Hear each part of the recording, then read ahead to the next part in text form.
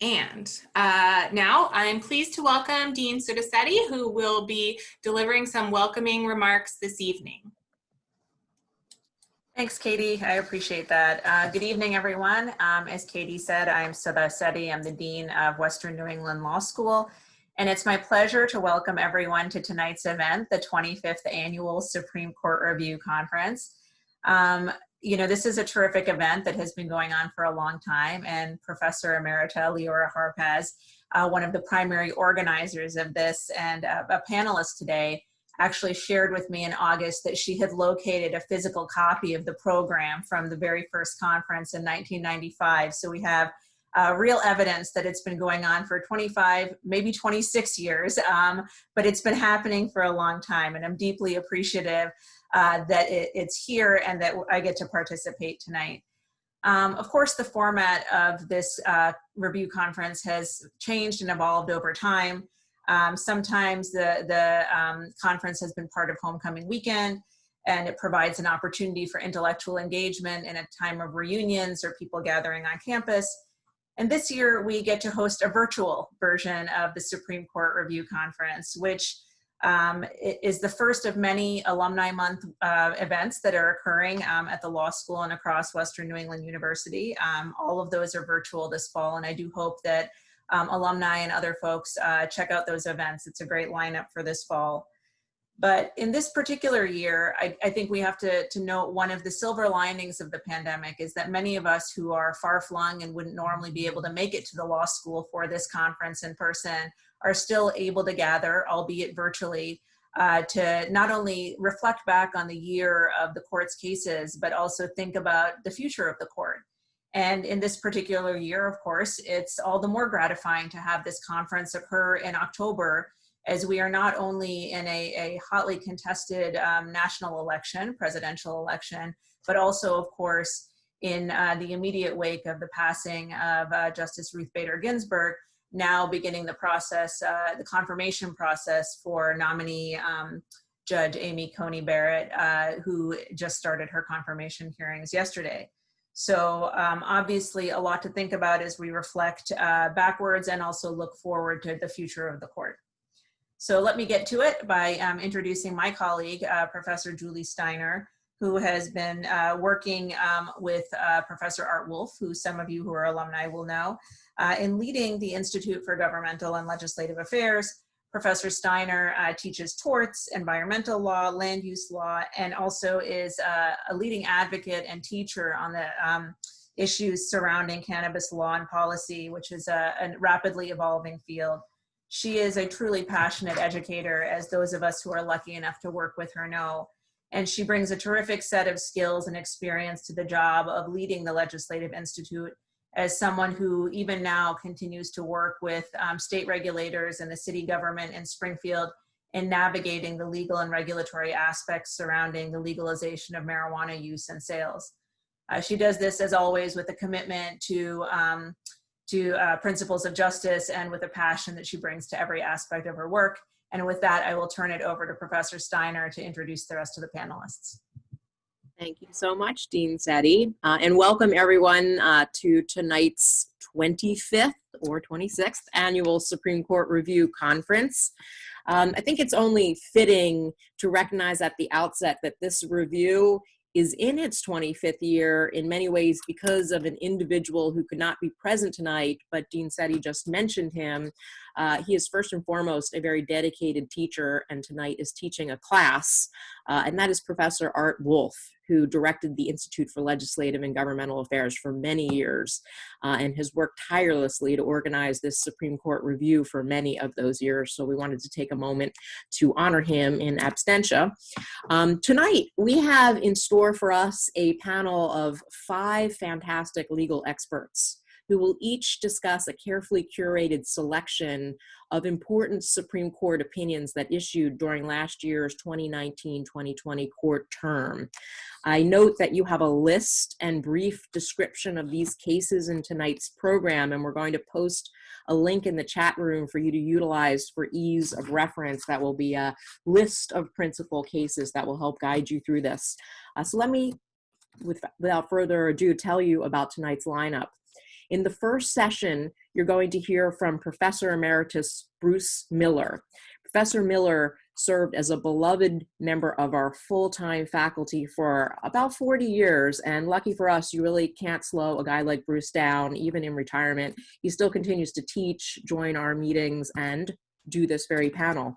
As a specialist in constitutional law, federal courts, federal litigation, and the rule of law, I can think of no one better to discuss the two Trump subpoena cases that the court decided in early July 2020, aptly titled, his session is aptly titled, "The Chief Justice Rules the Trump Subpoena Cases." In our second session, you will hear from Dr. Bridgette Baldwin. Dr. Baldwin specializes in criminal law, justice, and procedure, and in critical race theory with a particular focus on the convergence of race, class, and gender.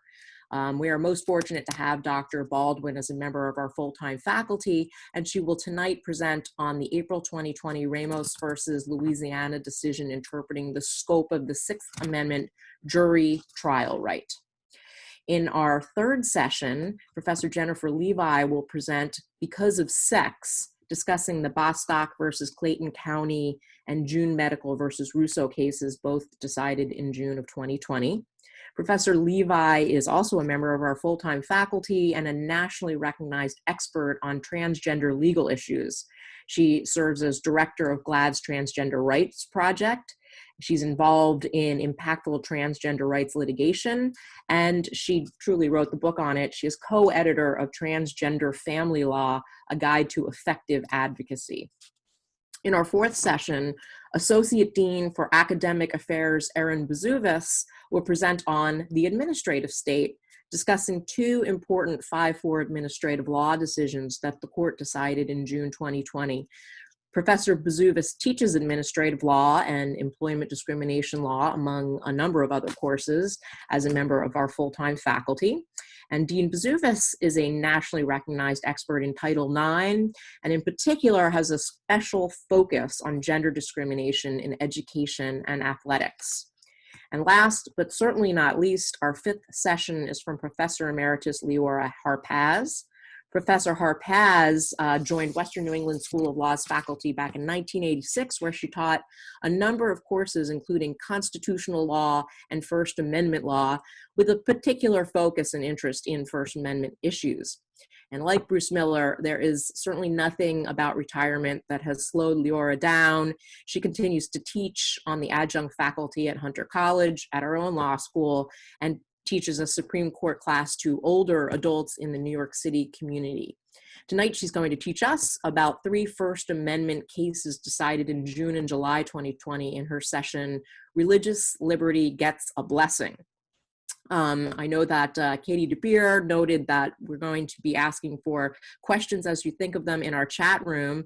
And we have drafted an additional participant specifically to monitor these questions and to read them to our speaker. And he's an individual who deserves recognition in his own right. He's been quite impactful to our law school, Dean and Professor of Law Emeritus Howard Kolodner, who was Dean of our law school for 17 years from 1977 to 1994.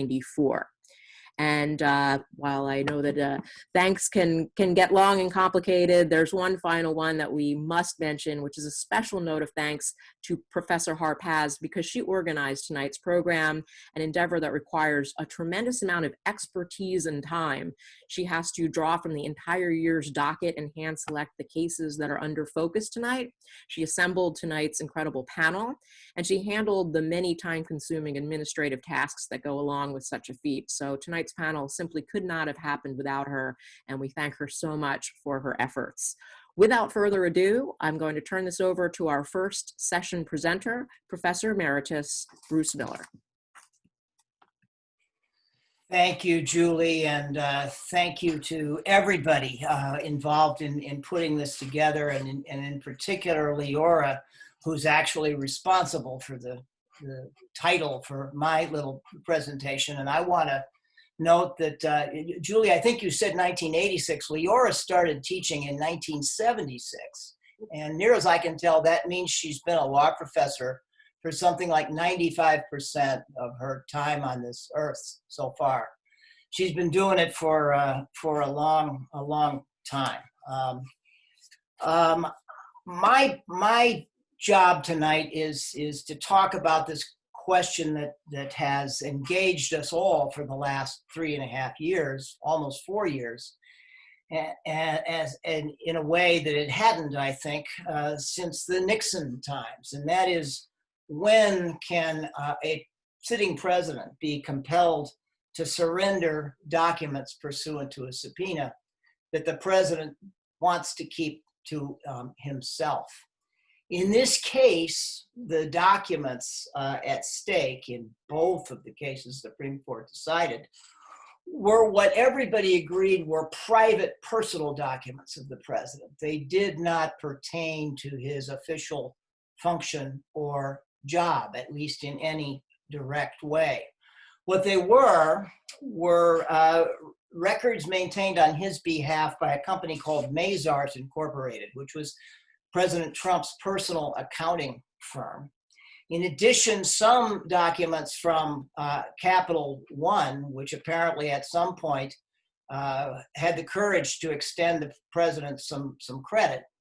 And then the third set was from his primary creditor now, apparently, Deutsche Bank. These cases involved subpoenas issued to all three by congressional committees investigating the president's, investigating the executive branch's enforcement of the Internal Revenue Code. At least that's the stated goal of the investigation. In addition, a state official, a local district attorney, Cyrus Vance of the Manhattan District Attorney's Office, subpoenaed documents from Mazars for purposes of investigating at least the alleged payoffs from President Trump and Michael Cohen to a couple of women who had accused the president of sexual misconduct and sexual harassment. Could the president be forced to give these up?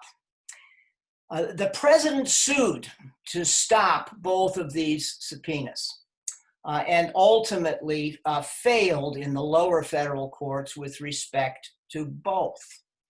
Some background here as to what we knew before these cases began. We knew a fair amount, but we didn't obviously know what we needed to know to predict accurately what the outcome of these cases would be. We knew from the Nixon case that a federal prosecutor could force the president to disgorge documents, at least upon a showing satisfactory of necessity to a federal district judge. We also knew that that power was limited by executive privilege, and that executive privilege, that is conversations between the president and his closest aides, could possibly trump, bad pun not intended, could possibly nullify the power, at least in some circumstances. We also knew, going back to the early days of the Republic, that the president could be forced to disgorge documents in a criminal prosecution at the behest of a defendant. This was in the once very prominent and famous treason prosecution of former Vice President Erin Buzuvis in 1807. John Marshall, writing circuit and hearing that case as a trial judge, required President Jefferson to produce letters that were relevant to that prosecution. Here's what we didn't know. What could Congress get? Never a case about Congress's power to subpoena the president had never gotten to the Supreme Court. And what about this idea of a state prosecution forcing the president to give up documents to a grand jury? That's what we were looking at here. When these two cases reached the Supreme Court, the opinion in each was written by Chief Justice Roberts for the court. And I think the reason why Leora's title, Roberts Rules, is such a good one, is that not only did he write the opinion, but he marshaled, maybe another pun, that one may be more appropriate, a seven justice majority for both that included Justices Kavanaugh and Gorsuch on the one hand, and included all of the court's liberal members on the other. No concurring opinions, just one opinion written by Roberts. A remarkably unified court, and something I think we did not expect. We had dissents from Alito and Thomas in both cases. What can we say we now know as a result of these decisions? Let's look at the congressional one first. The entire tone of Roberts' opinion in the Congress case, which is called Trump against Mazars, is designed to remind his readers and the parties to the case that this has never happened before, that Congress and the president have always been able to work it out, and that it's not a good idea for them to come to the courts to resolve their disputes, that the courts ought to try to stay out, that Congress and the president ought to be able to work these things out. There are sort of overtures, perhaps, of the political question doctrine in Roberts's invocation of that atmosphere. And his opinion, I think, reflects that attitude. What he says is, first of all, that we know, and the Supreme Court is not about to challenge, the idea that Congress has subpoena power, and that subpoena power extends to these private documents, even though they belong to the president. And that Congress need not, in the case of private documents, make any special showing in order to have a colorable claim to get documents from the president. On the other hand, he says, remember that it is the president whose documents we're seeking. And he is in some respects different from others people because of the capacity of the use of subpoena power to interfere with the exercise of the executive function. Not necessarily happening here, but it is always a danger. And so Roberts then says, this means that there has to be a balance drawn. And he sets out a set of criteria that I think it's fair to say don't tell us much of anything about how future cases might come out. While the subpoena power exists, Congress shouldn't use it, he says, unless it's the only way to get the documents or the evidence that they are seeking. And in addition, they ought not use the subpoena power for any purpose broader than is necessary. Those are two sort of trigger criteria for the legitimacy of subpoena. After that, Roberts tells us what a district judge is supposed to do is to balance various factors. How much evidence, for example, has Congress provided about why they need the subpoena, what their investigative purpose is, how the subpoena relates to it? The more information provided by Congress, the better. How big a burden is this particular subpoena on the president?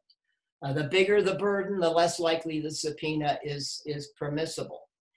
With that and nothing more available as tools, the court remanded to the Second Circuit for further proceedings with an expectation that perhaps they would send it back to the district court.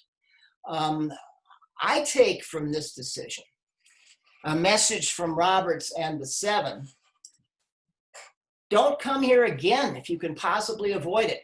I'm not going to give you much of an indication of what we or any other court might do, because the criteria I'm offering are so case specific and so very, very general that any outcome is possible. And I think that is the message purposefully sent by the 7-justice majority to the parties and to the country about this.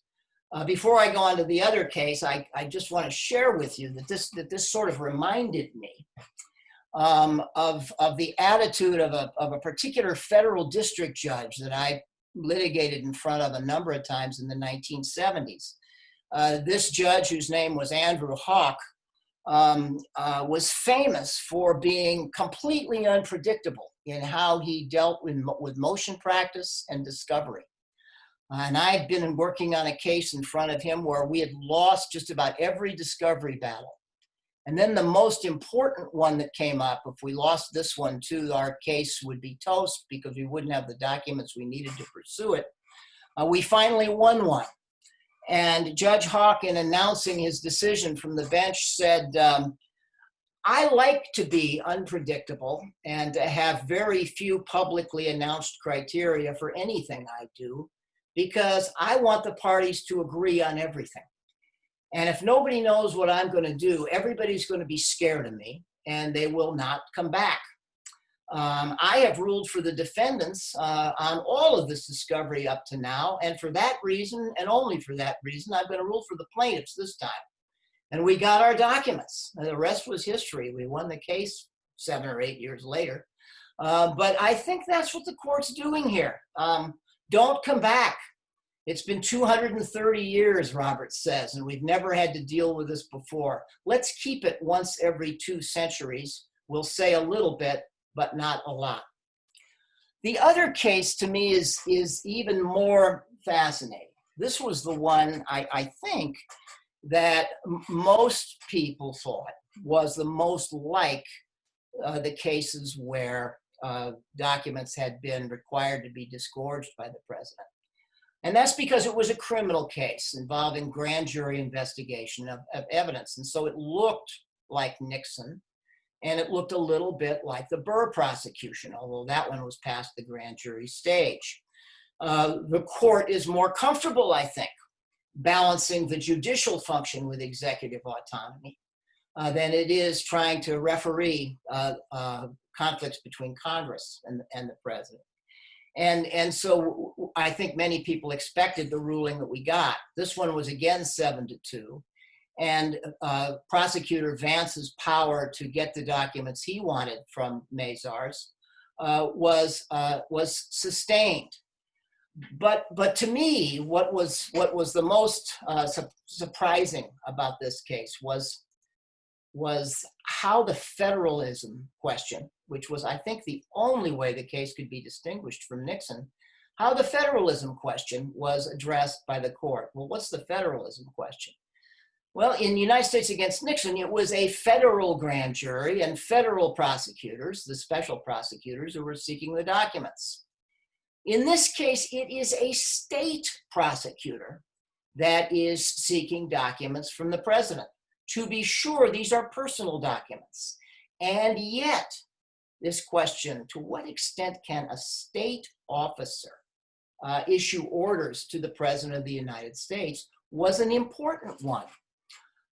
And the way the court resolved it was basically to treat the state prosecutor's request for the documents the same way I think it would have, following Nixon, a federal prosecutor's request for it. That is, no special showing needed. The state prosecutor can get the documents. The options available to a recalcitrant president are the same ones available to a private citizen to object on grounds of harassment, burden, or overbreadth, but nothing more. We had a dissent here from Justice Alito, who is complaining bitterly about the court's inattention to the possibility of abuse by local prosecutors of a sitting president. But he doesn't disagree with the major premise, and that is that the president can be subject to subpoena at the behest of a local prosecutor. Now, there are things that I'd like to say about the dissents and also about the balance struck by the court in the congressional case, but I think I'm running out of time and I ought to leave those. But I want to plant with you something that is the most surprising to me about the second case, Trump against Vance. And that is the inattention by any party or by the court, any justice, to a case that is, for those of us who teach federal courts and jurisdiction, and that would be Jennifer and Art Wolf and me, and back in the day, the deep day, I mean, Howard took a crack at it from time to time and studied at the foot of the master, Henry Hart. It's a case called Tarbell's case from the Reconstruction period. The Tarbell decision, and this won't take me long, Katie. Unlike the president, I'm really glad somebody's got a mute button to shut me down when I go too long. Tarbell's case was a habeas corpus case brought against the United States Army in a state court in Wisconsin. And the Supreme Court held in Tarbell's case that state court had no authority to intrude on the functions of the executive branch. Now, to be sure, it's different because it's a civil case, not a criminal case. And it's a case that really doesn't matter much in the civil context because it would be a removable case now, any civil case against a federal officer. But still, it stands in every federal court textbook that the basic idea here is that the executive branch cannot be curbed by the state courts. And I'm going to read a little bit of this, and then I'm going to end, and maybe we'll pick it up later. There are within the territorial limits of each state 2 governments restricted in their sphere of action, but independent of each other and supreme within their jurisdictions. Neither government can intrude within the jurisdiction of the other. Such being the distinct and independent character of the 2 governments, it follows that neither can intrude with its judicial process into the domain of the other, except, and this is 1872, so this had to be said, except so far as such intrusion may be necessary on the part of the national government to preserve its rightful supremacy in cases of conflict of authority. The experience of the late rebellion has shown us that in times of great popular excitement, there may be found in every state large numbers ready and anxious to embarrass the operations of the national government and easily persuaded to believe that every step taken for enforcement of national authority is illegal and void. And for that reason, the powers of the states furnish no ground which to interfere with the legitimate authority of the federal government. Nobody cited this case. Art Wolf has always said it's wrongly decided. I hope he's right. Why isn't that case being used? What the hell is going on here? And at that point, I guess that's where I usually end everything. What the hell is going on here? Let's go on. Thanks, everybody. I look forward to hearing from you later. Are we allowed to take a few questions now? Okay. Yeah, I think that what we'll do in the interest of time is submit any questions that you have for Professor Miller in the Q&A room, and you can also throw them into the chat. I went over. Yeah, that's okay. We're just catching up. And then we can also, depending on the time at the end, feed these in at the end. And now we will hear from Professor Bridgette Baldwin. And Bridgette was not able to join us tonight, so her presentation is recorded. Let me just go ahead and pull that up now.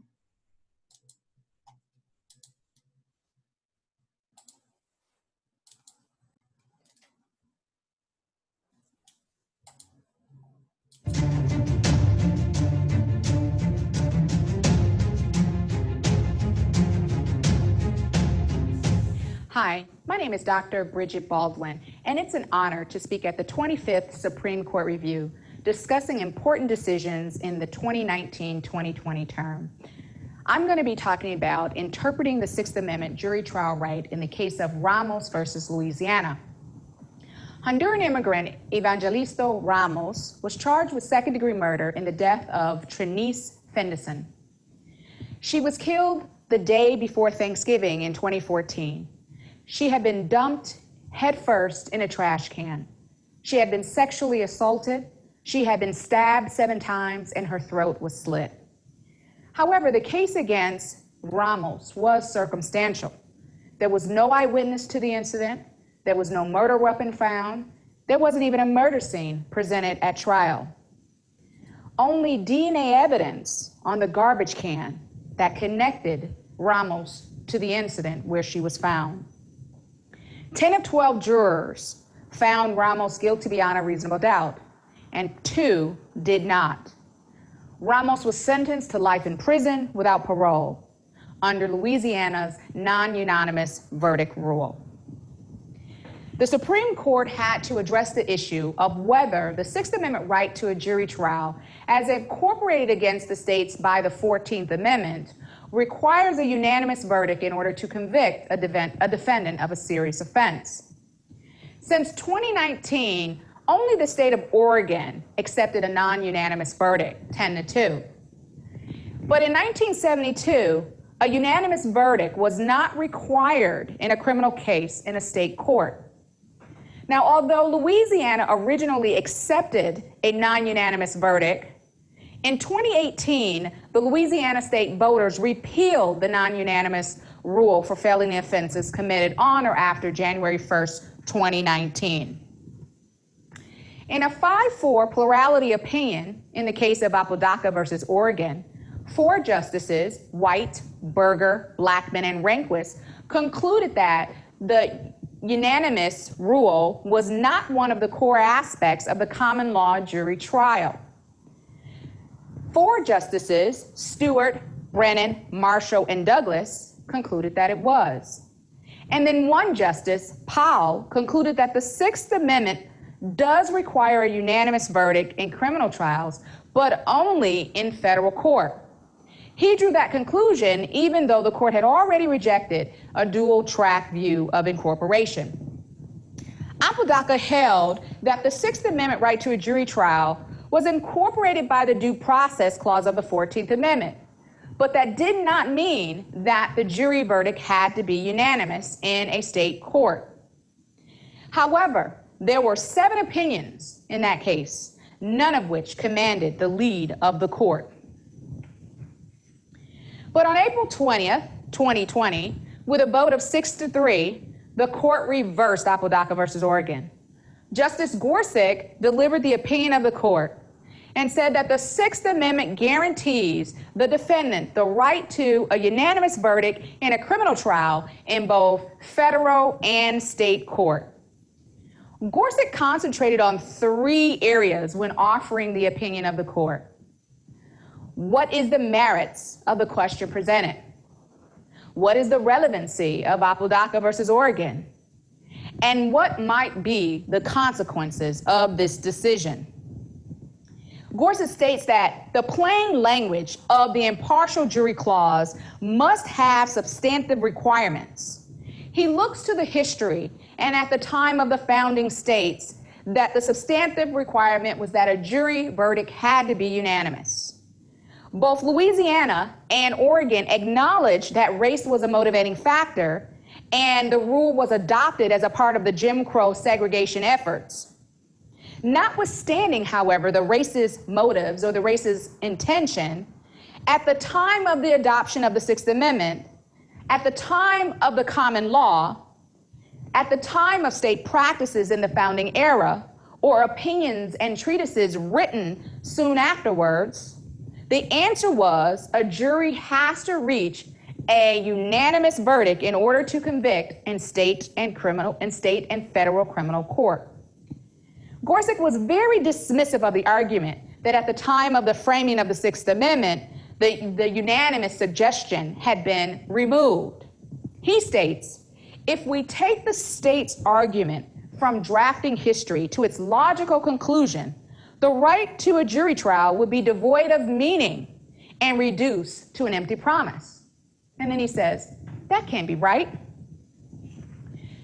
The court concluded that Apodaca versus Oregon did not have precedential force and stood on shaky ground. After all, it was a plurality opinion, 4-1-4, and because Powell based his vote on a foreclosed precedent, how can we view Apodaca as the controlling law? He says if we were to accept Apodaca as the controlling law, then we would also have to accept that one judge can bind the court to precedent based on a law that was explicitly rejected. Now, while Apodaca might not be good law, and there was no sufficient consensus to get the majority on any view, it is, however, precedent. However, even if Apodaca was controlling, no one on the court was prepared to say that it was rightly decided. It is without a doubt that Powell, who offered one of the narrowest bases in the decision, asserting dual track incorporation, had it apply in a different way for federal court than he would have had it apply in state court, and that was the basis for the controlling vote. Justice Gorsuch also thought that the state's reliance interest was weak, and points instead to the reliance interest that we, the American people, have in a unanimous verdict.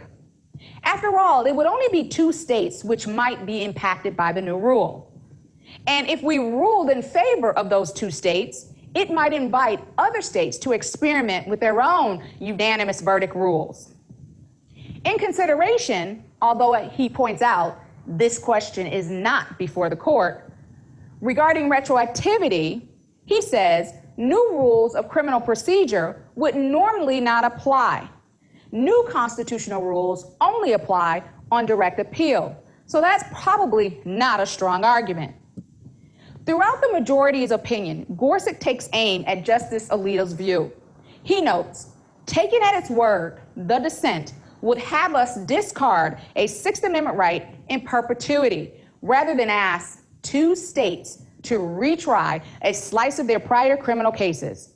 Whether that slice turns out to be large or small, it cannot outweigh the interest we all share in preservation of our constitutionally promised liberties. Justice Sotomayor joins in overruling the Apodaca decision for 3 reasons. She felt that overruling Apodaca was required because it conflicted with the Sixth Amendment unanimous verdict requirement, and it also conflicted with the incorporation doctrine of the 14th Amendment.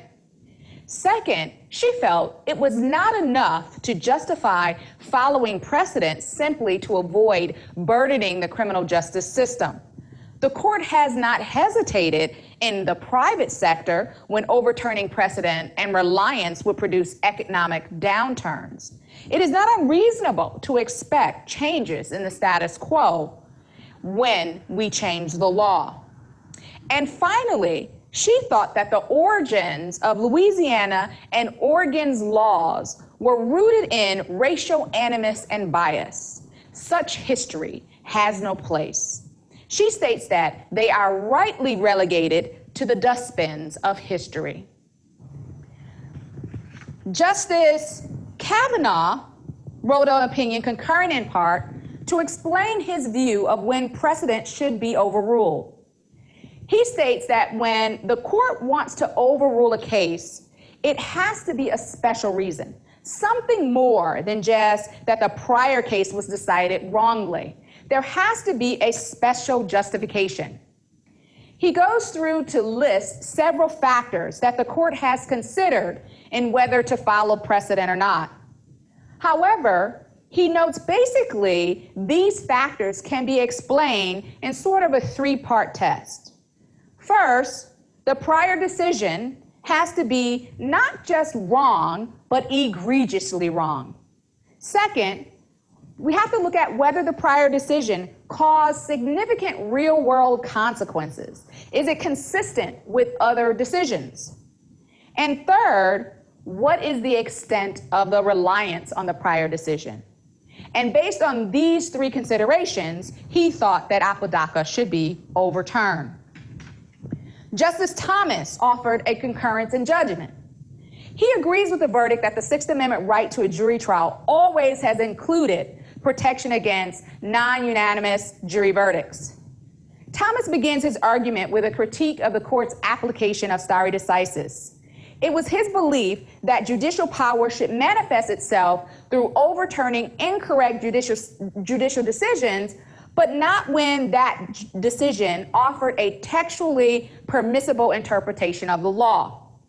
Now, Thomas is an originalist, and so he renews his argument that the right to a unanimous jury verdict applies not through the Due Process Clause of the 14th Amendment, but through the Privilege and Immunities Clause. According to Thomas, the ratifying public understood the Privileges or Immunities Clause to protect constitutionally enumerated rights against abridgment by the states. However, unlike in McDonald versus Chicago, where he first articulated this argument, Justice Thomas' vote is not really necessary to constitute a majority in the Ramos case. Justice Alito delivered the dissenting opinion. Now, throughout the majority and dissenting opinions, there is an obvious conversation where Gorsuch's condescending tone is punctuated by rhetorical questions, and Alito's opinion almost reproachful, accusatory, and sarcastic. In his dissent, he addresses 3 points by the majority: the racist context of the unanimous verdict, the precedential impact of Apodaca, and his views on stare decisis. It almost even appears that Alito might uphold the state's racist history by stating that the majority has tarred Louisiana and Oregon with a charge of racism for permitting non-unanimous verdicts. It was his view that the origins of the state rules have no bearing on broad constitutional questions that the court decides. The bantering between the two opinions really centers around the majority opinion that Apodaca was not precedent. Alito's sarcasm leaps off the page as he begins with the question whether Apodaca was a precedent at all. He states, "It's remarkable that it's even necessary to address this question. 3 justices take this position, that Apodaca was never precedent. The only true fitting response to this argument is, really? Apodaca was a decision by the court. It upheld a rule and parties relied upon it. How can it not be precedent?" He states Apodaca is clearly precedent, and if the court wishes to be done with it, it must explain why overruling is consistent with the doctrine of stare decisis.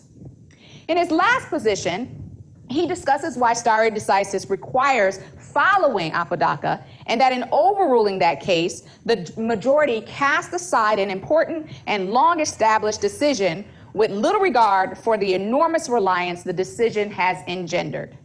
Because of the reliance on the decision for 48 years, potential litigation will be at issue. He acknowledges that the plight of a defendant convicted by a non-unanimous verdict is important and cannot be overlooked, but that alone cannot be dispositive of stare decisis questions. Now, whether Apodaca is right or wrong, it was law. It had elicited a massive and reasonable reliance and should not be overturned. Whether Ramos might be applied retroactively, well, the justices have granted a petition by Frederick Edwards, an African-American man who was sentenced to life in prison for several robberies and a rape in 2006. At his trial, the state used challenges to exclude all but one African-American on the jury. At least one person voted to acquit Edwards. Edwards argued that, well, if I was in any other state other than these two, and at the time, because it was 2006, Louisiana still had the non-unanimous rule. He said, if I was in any of the 48 states or in the federal government, I would have been found not guilty. So the United States Supreme Court will address this issue in the 2020-2021 term.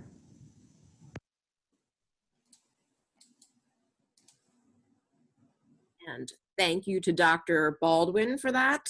And next up, we have Professor Jennifer Levi, who will present Because of Sex.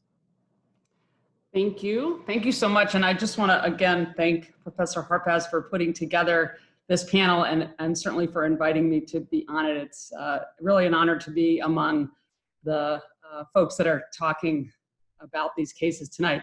And I feel like I get to stand kind of on the sunny side of the street for this event, talking about two cases. One is Bostock versus Clayton County, which was a case that addressed the question of whether federal employment non-discrimination law, Title VII, would apply to cases involving discrimination on the basis of sexual orientation and transgender status. And the other I'll turn to in a moment is the case of June Medical Services versus Russo. So I would say Bostock was a test of textualism, which is of course something that is on the minds of lots of folks, particularly as we are listening to the hearings involving Judge Amy Coney Barrett. And I would say June Medical was a test of respect for precedent, or stare decisis, also certainly on the minds of many folks following the hearings. And at least in these two cases, the Supreme Court passed on both of these tests. And I also want to say, and I'll get to this, I hope if I have time, that both in many ways were a testament to foundational groundwork laid down by Justice Ruth Bader Ginsburg, and you can really see her influence across these cases. So in Bostock, which is actually 3 consolidated cases that made it to the court on the question of whether Title VII, federal employment non-discrimination law, covers discrimination on the basis of sexual orientation and transgender status, the outcome was a 6-3 decision that said, yes, indeed, federal non-discrimination law does protect LGBTQ people. And the opinion, which was written by Justice Gorsuch, was really quite straightforward. And it explained that you can't take adverse action against someone on the basis of their sexual orientation or their transgender status and not take that person's sex into account.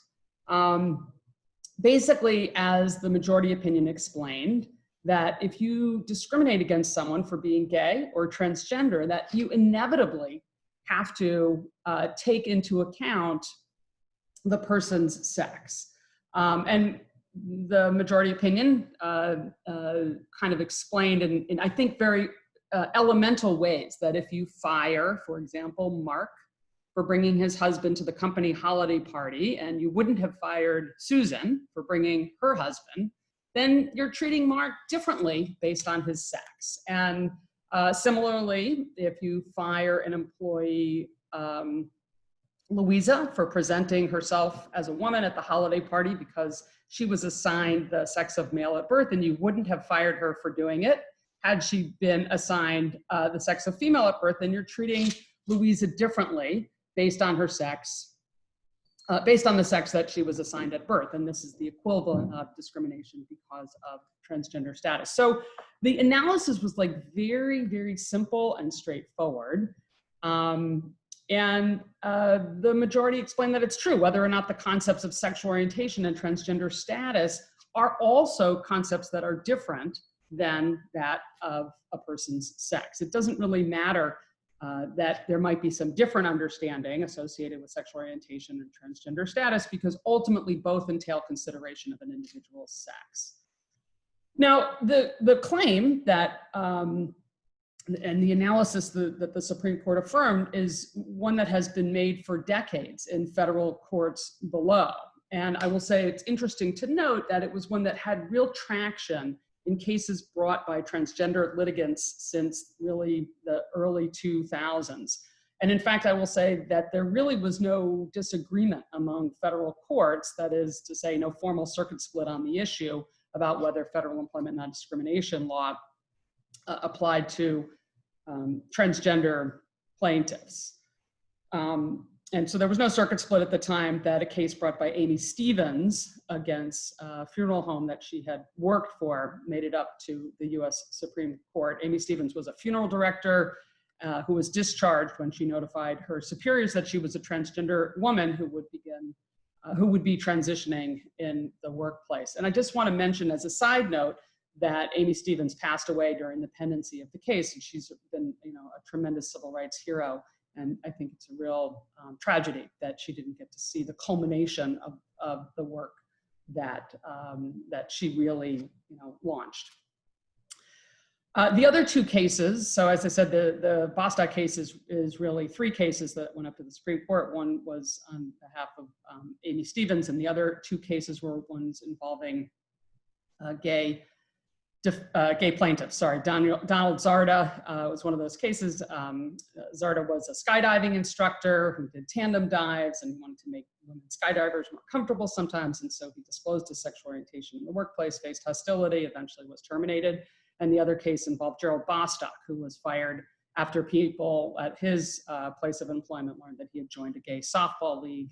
And so both Zarda and Bostock brought claims under federal non-discrimination law. Now, also I mentioned as a side note that Donald Zarda also died during the pendency of his case. So unlike, as I mentioned, with the transgender cases where there had been many successful Title VII cases that had been brought over really 2 decades, the early cases brought by gay plaintiffs under sex discrimination laws were pretty much exclusively rejected by federal courts very early on, dating back really to the 1970s and early 1980s. And there was no appetite in the federal courts for advancing those cases until really 2017, when there was a Seventh Circuit decision that recognized discrimination on the basis of sexual orientation as being sex discrimination. There had been really evolution and development of that argument, both at the state level and also within the EEOC during the last administration. But it wasn't until 2017 that you really saw traction in that argument in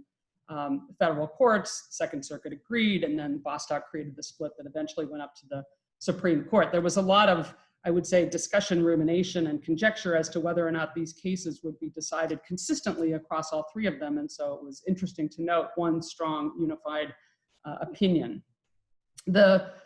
I will say also that the rejection of the earlier claims brought particularly by LGBT people, but also transgender people, really led to a widespread national advocacy for state-based sexual orientation and gender identity laws. So it really, the exclusion of those cases in federal courts really launched national advocacy efforts that had some success, bringing almost about 24 states having express non-discrimination laws. But the gap that in the remaining states without express sexual orientation and gender identity laws has made the decision in Bostock obviously quite significant and impactful. So let me say the majority opinion, as I said, was authored by Justice Gorsuch, and he followed his approach in the spirit of a decision called Oncall versus Sundowner, which had been authored by Justice Scalia. And that was a case in which, Oncall, in which Justice Scalia had said, in a case involving a question of whether same-sex sexual harassment was prohibited under Title VII, that you should take a textualist approach and look at the words of the statute, not the intention of the legislature in resolving the scope of any law, but the one, of course, before the court was federal civil rights law. And that was very much the approach that was relied on in the briefing, and that was the focus of the questions at argument. A couple of things about the majority opinion. I would say one of the more colorful parts of the decision included Justice Gorsuch taking on a canon of construction argued by the defendants, which is that elephants don't hide in mouse holes. So that's a canon that states that Congress does not alter the fundamental details of a regulatory scheme in vague terms or ancillary provisions. And what Justice Gorsuch said is that Title VII is no mouse hole, that Title VII's prohibition of sex discrimination in employment is a major piece of federal civil rights legislation. It's written in starkly broad terms, and that it takes no stretch of the imagination to understand that it is deeply impactful, not vague, or the central provisions are not in any way ancillary to the central purpose of the law, and also said that the elephant has been standing in front of us all the time. And it's worth mentioning some really important consequences of the case. So, as I said, it means that in terms of protections for LGBTQ workers across the country, many of whom have had no protections under law, this means that there are broad and expansive federal protections. But the opinion is really even farther reaching than that. The same argument that was the one advanced in those cases, that is that sex discrimination includes sexual orientation and transgender status discrimination, is really at the heart of a number of challenges that are currently moving forward in federal courts in other contexts, including litigation of which I've been a part, which is a challenge to the ban on transgender people serving in the military, as well as cases brought by gay and transgender students under Title IX, federal law prohibiting discrimination in education. There's also current challenge to the reversal by Health and Human Services of an Obama-era rule that interprets the non-discrimination provision of the Affordable Care Act, challenges to insurance exclusions for gender transition-related care for transgender people, and beyond. But the point I want to make is one that was not lost on Justice Alito, and that is that it's very consequential to recognize that discrimination against, on the basis, I'll say, of sexual orientation and transgender status is sex discrimination. So that's impactful both for future interpretation by federal courts of federal statutes, but it's also potentially quite impactful for equal protection challenges also brought by LGBTQ people, because it recognizes that the classification is at a minimum, say, classification in laws based on sexual orientation and transgender status are at a minimum subject to heightened scrutiny that sex discrimination classifications would receive. So I did also say kind of at the beginning of talking about Bostock that I wanted to mention contributions to this case by late Justice Ruth Bader Ginsburg, and that is that she really had the foresight and the wisdom to recognize sex discrimination in its broadest dimensions. She really understood that sex discrimination includes making overbroad generalizations or having laws that rely on overbroad generalizations about women, but also, of course, about men, and that the harms of sex discrimination include holding people to gendered stereotyping and in resting policy on unfounded and ultimately unfair presumptions about and prescriptions for gendered norms. And I'm sure there's lots more that I could say about that, but I want to turn to talk about the other case, which in my Because of Sex topic, which is the case of June Medical Services. So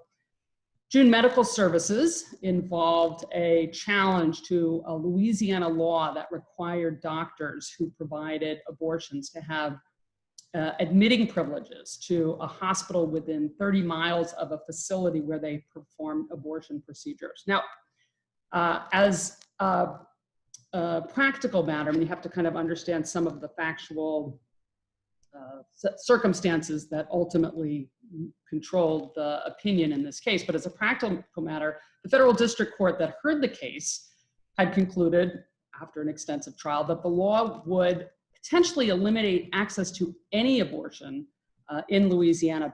And the reason is because it was difficult or impossible for doctors to get hospital admitting privileges.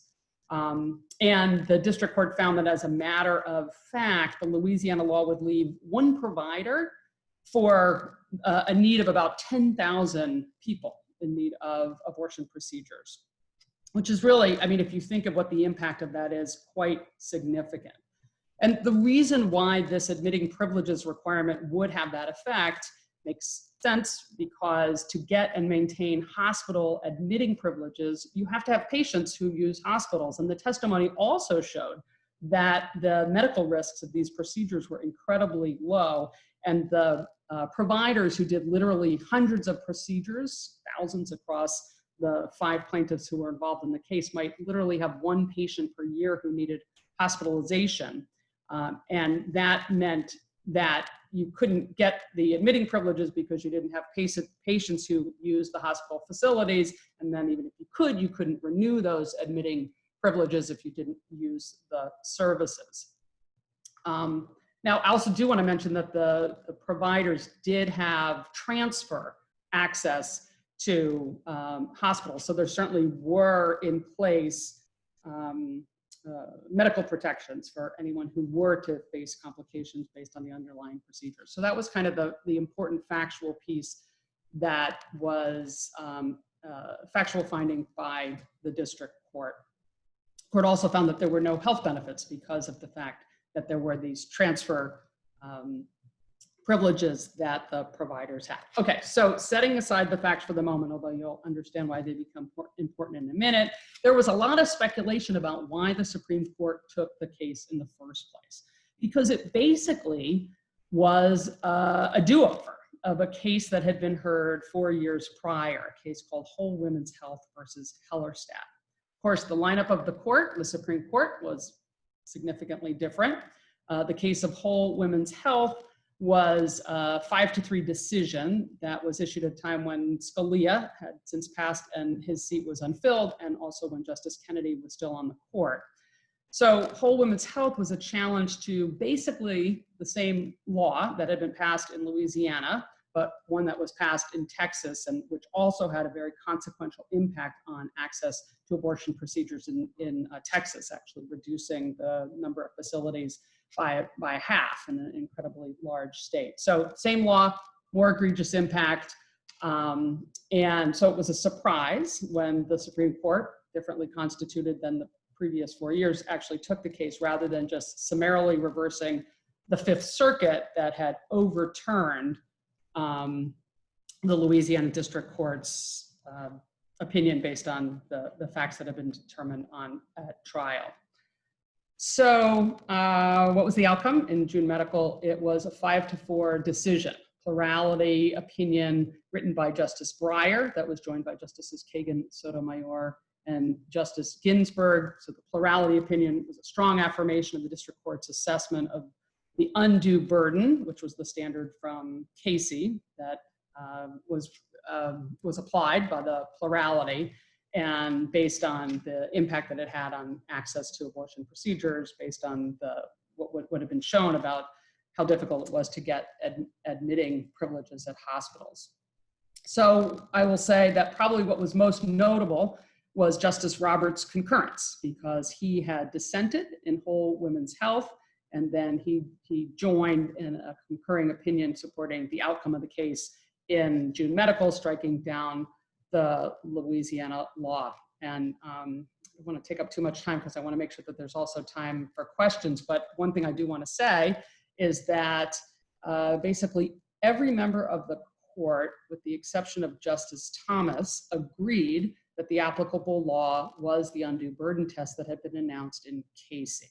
And so to the extent that there was a question as to whether or not the court would affirm Casey's interpretation of Roe, there was no question but that that was affirmed in the case of June Medical. Now, of course, lots of people have been quick to point out that Justice Roberts, as well as the other dissenting justices, with the exception of Justice Thomas, pointed out that none of the parties had asked the court to reconsider Casey. And so just a couple of final notes to mention.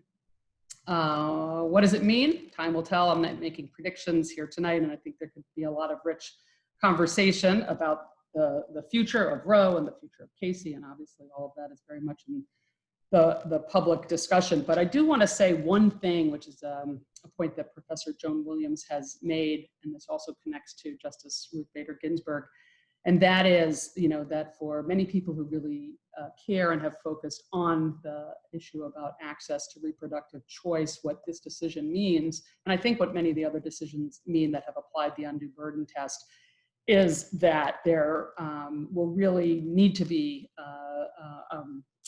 efforts in state legislatures and probably in Congress as well to really ensure the future access to reproductive choice. And the one other thing I wanted to mention is that what I also think we see here is in many ways that the conversation about the impact of abortion restrictions on women's lives has kind of fallen away from the court's analysis. You saw that really in the case of Casey, where the court looked at a spousal consent requirement and looked at the impact that it would have on spouses potentially facing domestic violence as a result of spousal consent requirements. And I'm not saying that we will necessarily see that return in litigation associated with reproductive choice, but I think it's interesting to see the trajectory of those arguments along issues of choice. And I wanted to wrap there. I hope I didn't take too much time, and I'm hoping there will be an opportunity or questions in the chat box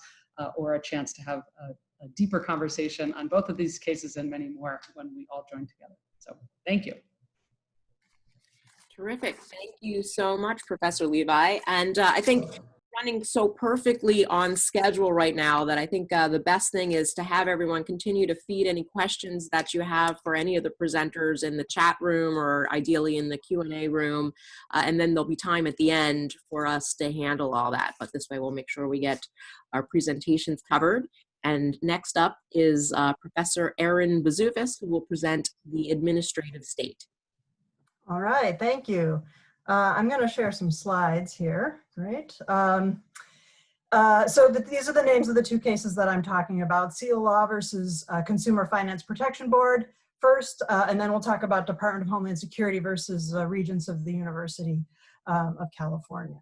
So Seal Law, in this decision, a 5-justice majority struck down the provision of the agency's enabling statute that limits the president's ability to remove the head of the agency.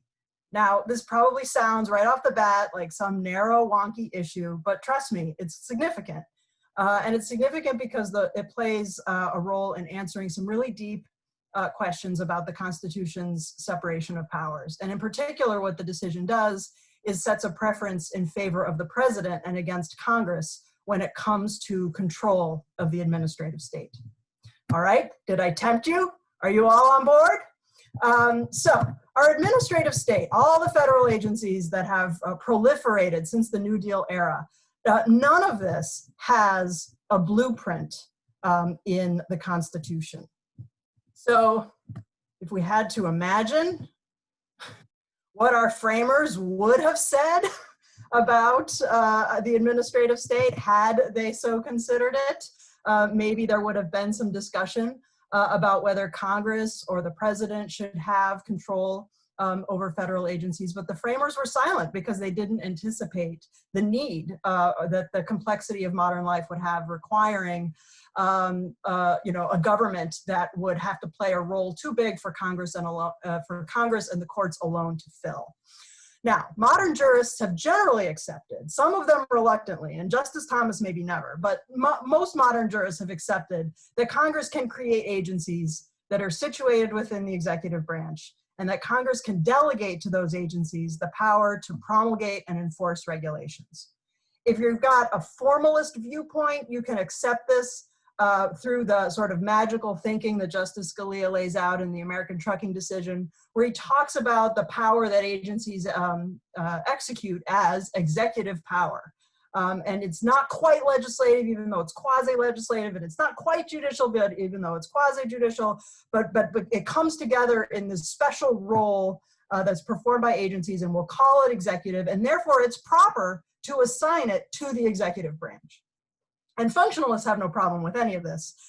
They accept it because the blending of both congressional and presidential power means that neither branch is getting too much power or is able to usurp the role or powers of the other.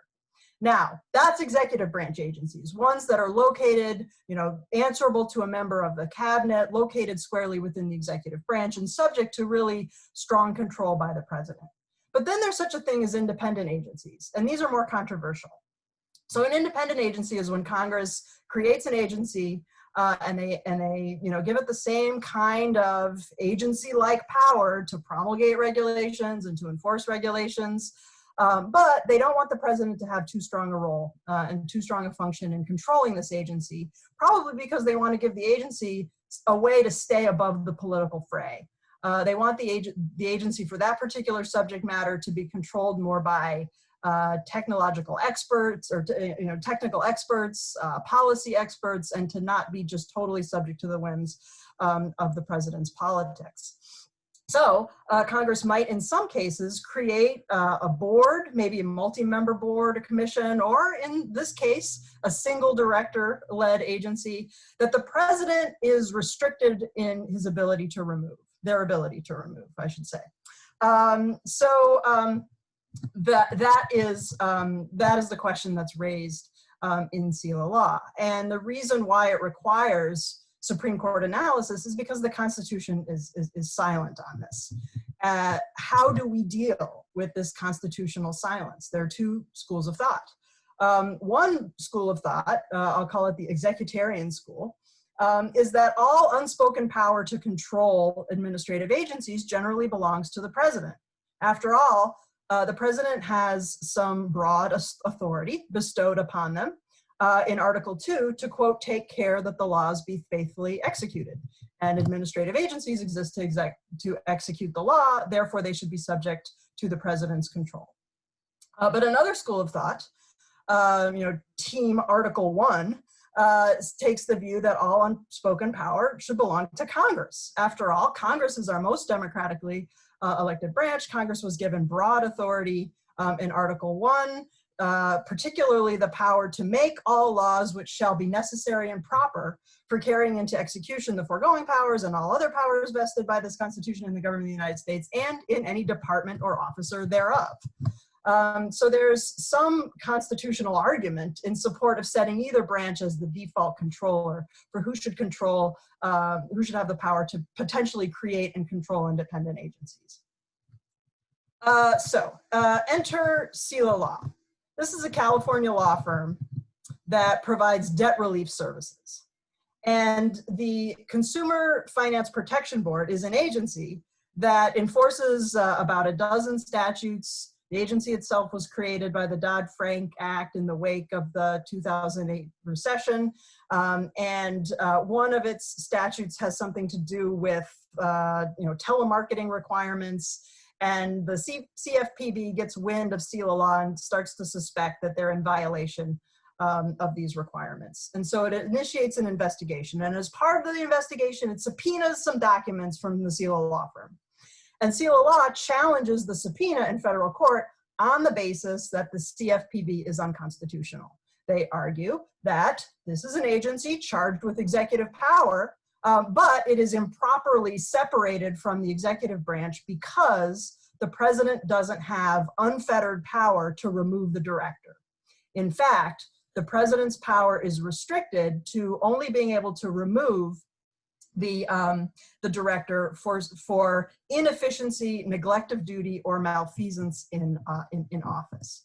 So I'm going to advance my slide here. So here's just a snapshot summary of those facts in case you want to keep them in mind. And the reason why you might have to keep them in mind is because what's about to come is a matching game where the majority matches these facts to the facts of some precedent, and the dissent matches these facts to some other precedent, leading to divergent results. Let's dig into some of this precedent, dealing with where the court has in the past also dealt with this question of how to fill in the silence of the Constitution when it comes to the president's removal power. So there's this important case from 1926 about postmasters, which Congress had initially set up to insert a role for Congress in any decision to remove a postmaster. So the president couldn't remove any postmaster, even though postmasters exercise what we would consider a core executive function. In fact, the Senate would have to concur with the president's decision to remove at will. The Supreme Court took a look at that and rejected that as an unlawful intrusion on the president's power. Next, we have a decision called Humphrey's Executor versus the Federal Trade Commission. And if Myers versus United States was for a minute regarded as the high water mark for presidential removal power, Humphrey's Executor is the case that came along on its heels and kind of put the quick kibosh on that idea, and stands for the principle that Congress can play a role in restricting the president's removal power as long as Congress isn't creating a role for itself. Right? See the difference in Myers? Congress was inserting itself in the removal process. In Humphrey's Executor, Congress was simply telling the president that the president couldn't remove except for in cases of inefficiency, neglect, or malfeasance in office.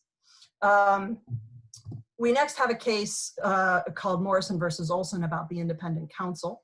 And this was also a case where the president was restricted in their ability to remove this officer only for cause. And again, the Supreme Court upheld it, and along the way had to make a conclusion for another constitutional argument under the Appointments Clause that the independent counsel was a quote inferior officer. And then the most recent case about removal was this decision called Free Enterprise, Free Enterprise versus Public Company Accounting Oversight Board. And this was a case where members of the board could only be removed for cause by members of the Securities and Exchange Commission, who themselves could only be removed for cause by the president.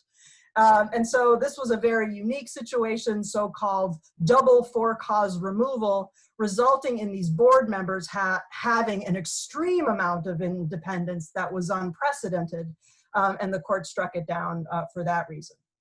So depending on where you set the default determines how you read this precedent. Chief Justice Roberts writing for the majority, and the majority consisting largely of executarians, they believe that the president has the default power when it comes to controlling agencies that are exercising what we would consider executive power, and that the only exceptions are the cases in blue. And so to the extent that the Consumer Finance Protection Board is dissimilar from the Federal Trade Commission or from the independent counsel, the majority concluded that those two cases, the exception in those two cases, don't apply, and therefore the CFPB structure is unconstitutional. So you can see those differences, right off the surface. The FTC is a commission. 5 commissioners share the role of heading that agency, whereas the CFPB is led by a single director. So what Justice Roberts says is, well, that's, the FTC case, that's an exception for multi-member commissions. In those cases, the president's power to remove can be restricted to cause. But this isn't one of those cases. And then dealing with Morrison versus Olson, the court said, well, that's a case about a, quote, inferior officer. And so maybe Morrison versus Olson stands for the principle that inferior officers cannot be removed except, or that Congress can put limits on the president's power to remove. And this isn't a case about an inferior officer, so that exception doesn't apply either. So that's how the majority's reasoning goes. The dissent, led by Justice Kagan, starts from a different default. In Justice Kagan's mind, Congress has the power to create, authorize federal agencies, and therefore Congress's power should only be restricted in exceptional cases. In other words, those exceptional cases that are in red on my slide here. So you could say, well, the CFPB isn't at all like postmasters, because postmasters are, exercising, maybe a core executive power, and on the other hand, and also that Myers was a case about Congress inserting itself in the removal power, and that's not what's happening here. So we can distinguish Myers on those grounds, and we can distinguish Free Enterprise because that was just a case about a totally unusual scheme involving double for-cause removal, and so that exception doesn't apply either. So Justice Kagan concludes that the exceptions to the default rule in favor of Congress do not apply, so she would have concluded that the structure is constitutional. She also criticized the majority's reasoning by pointing out that the features the majority used to separate the CFPB director from the FTC and the independent counsel were not features on which the holding of either Humphrey's executor or Morrison turned. Yes, it's true that the commissioners were many in the FTC case, and the director of the CFPB is but one, but so what? The court didn't talk about that as a meaningful distinguishing point. And yes, it's true that the independent counsel was deemed an inferior officer, but that was for purposes of analyzing a separate constitutional question under the Appointments Clause. And the independent counsel's inferior status was barely mentioned in the section of the decision that dealt with removal. But Justice Kagan's view doesn't carry the day. The majority joined Chief Justice Roberts, striking down the CFPB structure as unconstitutional.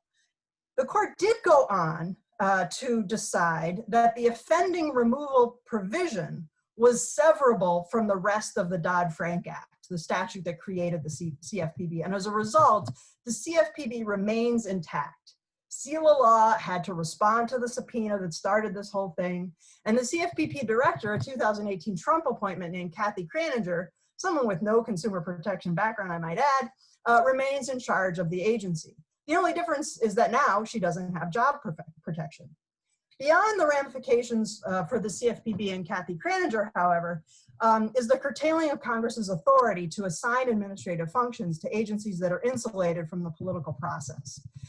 Today, the court has restricted Congress's ability to create independent agencies with a single director model. And when the executarians are finished, will they have eliminated executive agencies altogether? As happy as it makes me that President Biden would now have the power to replace Kathy Kraninger on day one, I do mourn the incremental demise of our for-cause removal. I want to live in a world where Congress can assign administrative functions to an entity that is at least partially protected from the president's political whims. If the current presidency has taught us anything, it's the danger of unfettered executive power. Congress's power to create and empower independent agencies is an important check on what is no longer theoretical possibility, that the president can be hijacked by a cult of personality. A director that is a holdover from a prior administration, or even one who's installed by an unruly president, but then decides to follow her own conscience instead, offers at least some hedge against the rampant politicization that the executive branch agencies experience.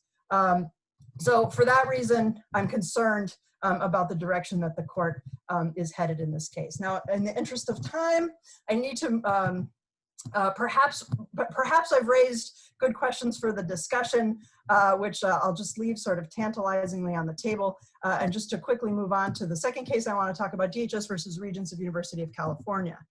So this is a case about the DACA program, which the Obama administration created in 2012.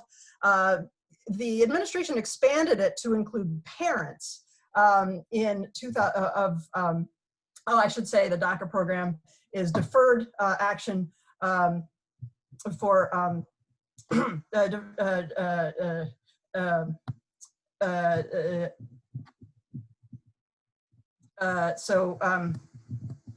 wait, lost my train of thought.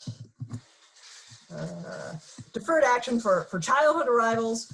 The program has three different aspects to it. One is what we'll call forbearance. The idea that Department of Homeland Security would forbear in any efforts to remove someone who was brought here as a child. The second is that it gives a pathway to work status as well as the eligibility for benefits that might come from having lawful work status. Then I should say in 2014, the program was expanded to include parents. And back to my timeline, the Fifth Circuit considered some litigation against the extension to parents, the DAPA program, and in 2015 issued a decision that the provisions of DAPA that dealt with creating work status and eligibility for benefits were unlawful as inconsistent with the Immigration and Nationality Act. And that decision went up to the Supreme Court. The Supreme Court was split evenly, so it was affirmed without a decision. Then we have an election. And Trump is elected. The Trump administration begins in 2017. And soon thereafter, the acting secretary of DHS announces the withdrawal of the DACA program. The reason given is the Fifth Circuit decision about DAPA. Later, litigants challenging DACA's withdrawal under the APA, seeking judicial review of this withdrawal decision as arbitrary and capricious. Additionally, there was a constitutional challenge as well. And as part of that litigation, a district court decision or a district court order from the District Court of the District of Columbia gave the Department of Homeland Security the opportunity to clarify its decision for rescinding DACA. The court had basically said, the reason that you gave is insufficient. It's not enough to say we're rescinding DACA because the DAPA program had some statutory flaws, but we'll give you a chance to give some additional context for that. And when the secretary published a memorandum containing new additional reasons, those too failed to satisfy the district court. The case eventually went up to merged with some other consolidated cases and went up to the Supreme Court. So the Supreme Court's considering the APA challenge, the arbitrary and capricious challenge, and the first thing it has to do is isolate what reasons are relevant to analyzing whether the agency has given sufficient grounds for rescinding DACA.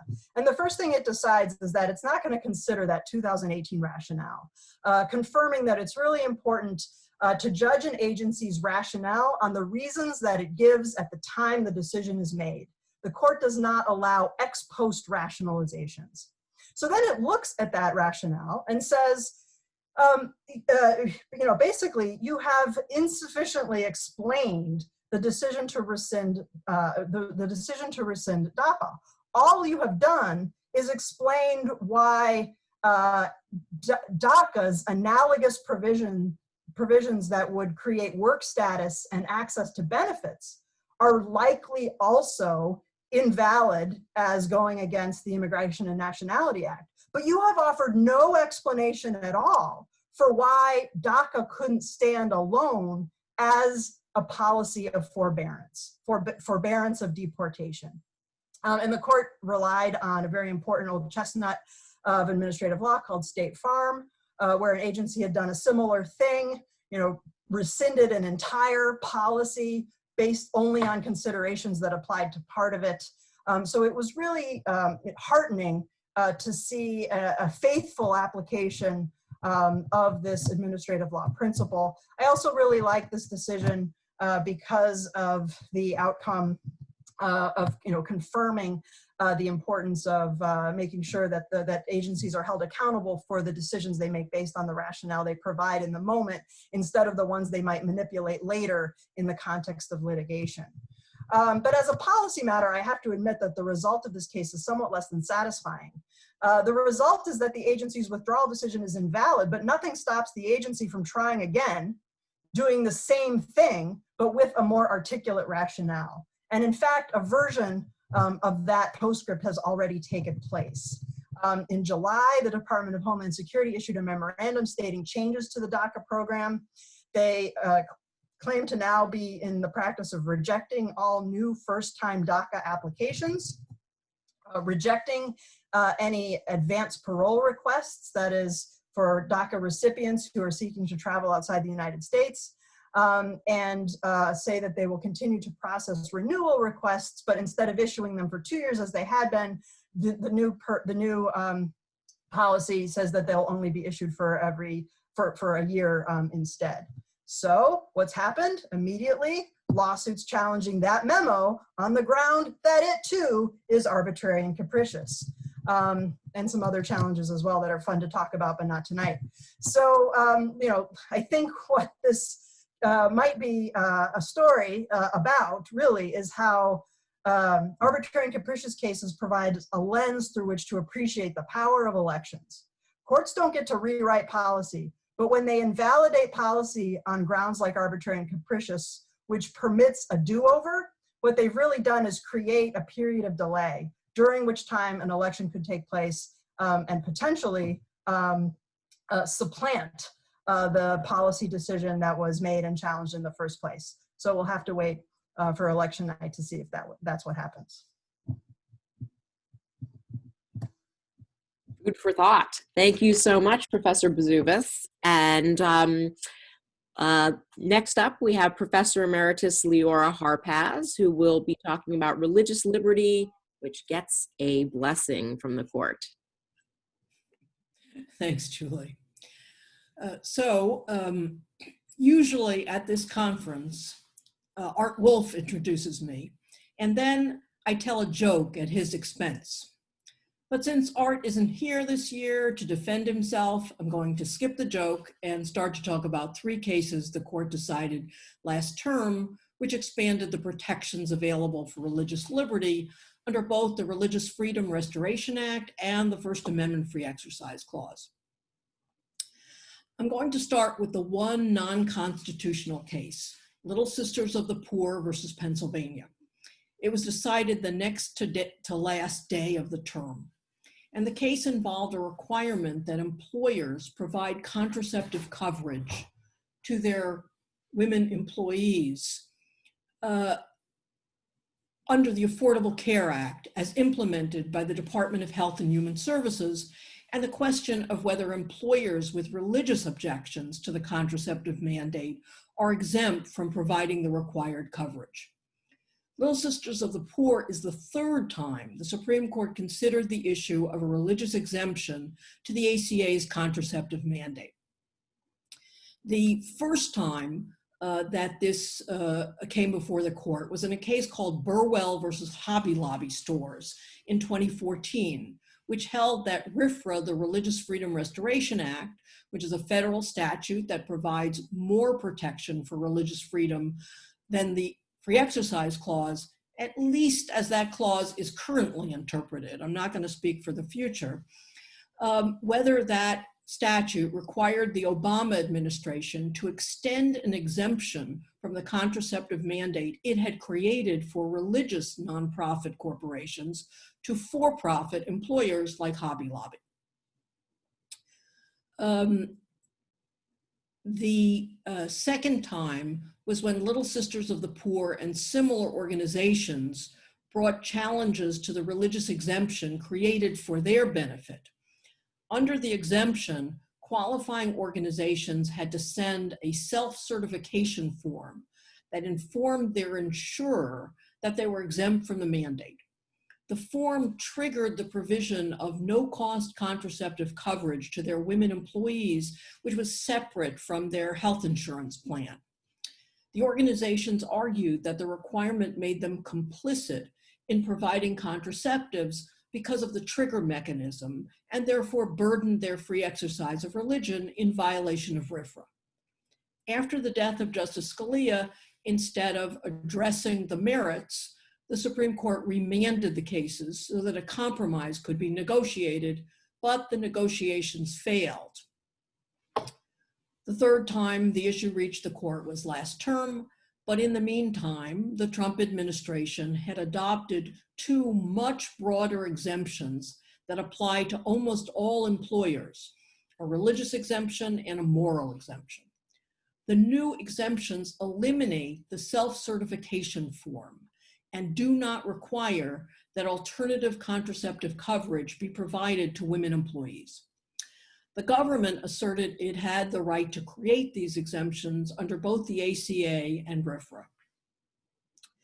The Supreme Court upheld the exemptions by a vote of 7-2 in an opinion by Justice Thomas. And he concluded that the ACA provided the Department of Health and Human Services with broad discretion to determine what preventive care employer health insurance plans must provide, as well as to create exemptions from those requirements. That discretion allowed the government to create the 2 exemptions being challenged. Because Justice Thomas concluded the government had authority under the ACA, he didn't address whether RFRA also authorized the exemptions. Justice Alito, joined by Justice Gorsuch, wrote a concurring opinion addressing the question of whether the Obama administration's exemption, now replaced, had itself violated RFRA. And Justice Alito found that it did violate RFRA, since submitting the self-certification form created a substantial burden on religion. And also that under the RFRA standard, the government lacked a compelling interest for requiring contraceptive coverage, since the ACA didn't require that all women receive no-cost contraception, and there were alternatives available to provide coverage for employees of exempt employers, such as the government creating a program of its own. After finding the self-certification process violated RFRA, Justice Alito went on to conclude that the Trump administration could adopt the broader exemptions to eliminate the Obama administration exemption violation of RFRA, and by this means had therefore, as he describes it, brought the Little Sisters legal odyssey to an end. The dissent by Justice Ginsburg, which was joined by Justice Sotomayor, was in fact Justice Ginsburg's last opinion. And she writes, quote, "Today, for the first time, the court casts totally aside countervailing rights and interests in its zeal to secure religious rights to the nth degree. This court leaves women workers to fend for themselves, to seek contraceptive coverage from sources other than their employer's insurer, and absent another available source of funding, to pay for contraceptive services out of their own pockets." While Little Sisters is not a constitutional case, it does show the strong support of the conservative justices, including the Chief Justice, for religious observers to be able to adhere to their religious beliefs and to be exempt from compliance with laws that would otherwise apply to their conduct. The second of the three cases is Our Lady of Guadalupe School versus Morrissey Beirut. It greatly expanded something called the ministerial exception, which is an exception based on the interpretation of both the First Amendment Establishment Clause as well as the Free Exercise Clause. First, a little background about this. The drafters of the Bill of Rights believed that the Establishment and Free Exercise Clauses together would protect both the government from control by religion and religion from control by government. Among the early applications of the religion clauses to secure these two objectives were a series of decisions that held that civil courts should not intervene in internal religious disputes. These early cases were all property disputes over who had the right to control church property. In 2012, the Supreme Court for the first time relied on this line of cases in an employment discrimination case. The case, Hosanna Tabor Evangelical Lutheran Church and School versus EEOC, involved a claim under the Americans with Disabilities Act brought by the Equal Employment Opportunity Commission on behalf of a parochial school teacher. The school argued that the lawsuit was barred by the ministerial exception, which at that time was an exception that was crafted and applied by the lower courts. A unanimous Supreme Court, with Chief Justice Roberts writing the majority opinion, agreed with the school that the EEOC lawsuit was barred, with the court recognizing the ministerial exception for the first time and applying it for the first time to employment discrimination, to an employment discrimination lawsuit. The exception now prevents employees who qualify as ministers from bringing employment discrimination claims even if the discrimination has absolutely no connection to the religious beliefs of their employer. Having recognized the exception, the next major issue in Hosanna Tabor was whether the teacher at issue qualified as a minister. And to answer that question, the court first concluded that the exception is not limited to the head of a religious congregation. However, the court refused to adopt a rigid formula to determine how far beyond that it extends. Instead, it reviewed all of the circumstances of the teacher's employment. The relevant circumstances included the fact that Hosanna Tabor was a member of a Lutheran denomination that classified teachers as either called or lay teachers. Called teachers are regarded as having been called to their vocation by God through a congregation. The teacher at issue was a called teacher who had studied theology, had the formal title Minister of Religion commissioned, taught a religion class 4 days a week, and led the students in prayer and devotional exercises each day. Based on these facts, the court concluded the ministerial exception applied to the teacher, thus barring her employment discrimination claim. The issue of the scope of the ministerial exception was back before the court in Our Lady of Guadalupe School, and the court significantly expanded the category of teachers who would be prevented from filing employment discrimination suits. The two teachers who filed the lawsuits did not have the title of minister or have any formal religious training, but their lawsuits were still barred by the exception. Under the court's analysis, it is likely that every teacher at a Catholic school will qualify, and teachers at religious schools that are operated by other religions as well, as long as those schools integrate religion into the secular education they provide. Justice Alito's opinion for the court was joined by all of the justices except Justices Sotomayor and Ginsburg, who dissented as they did in the Little Sisters case.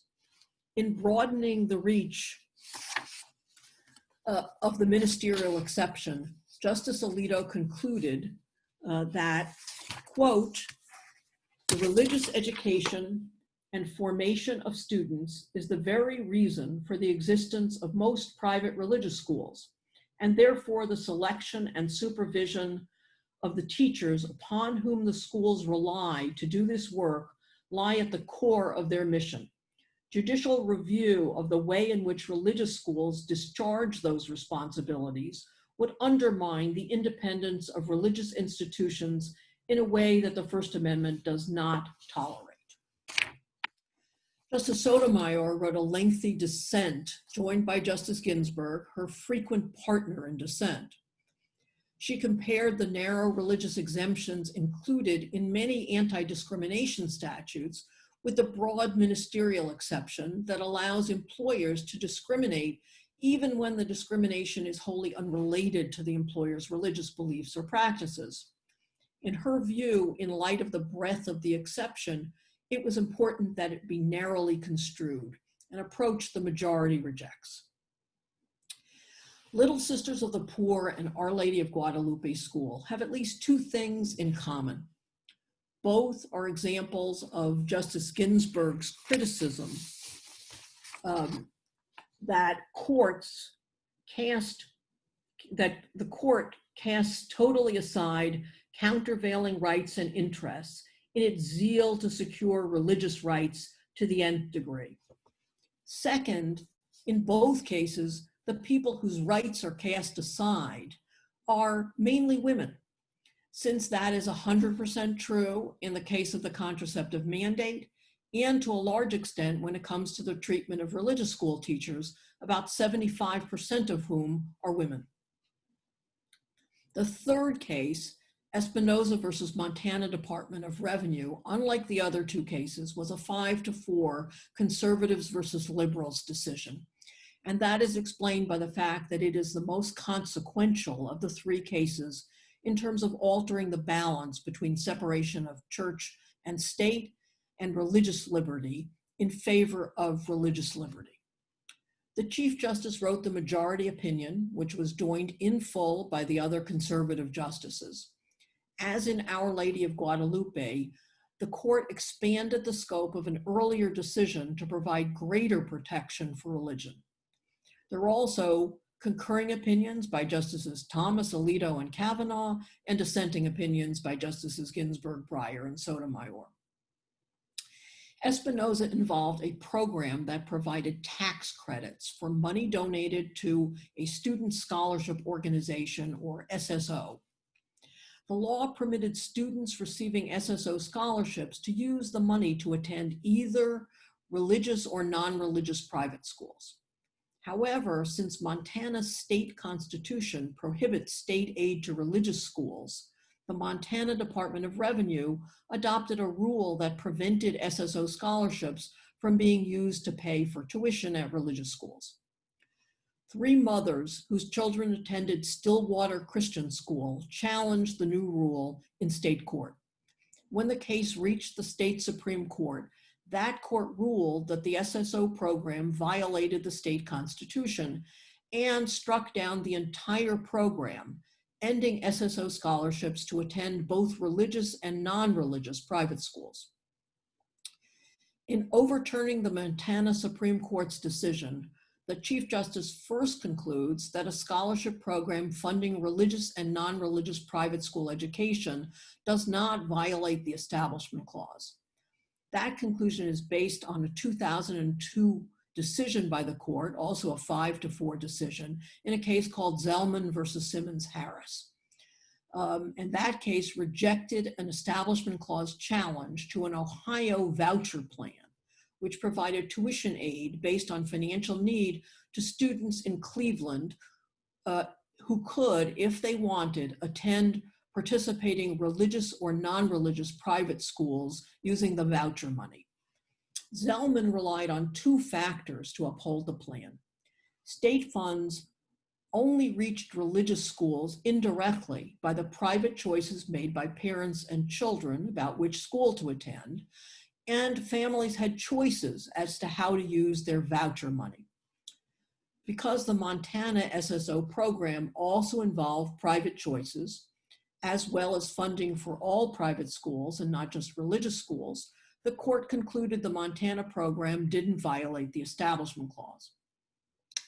While Zellman was considered to be a major weakening of the Establishment Clause, the court in Zellman never even hinted at the result in Espinoza that states could be required to include religious schools in a voucher program.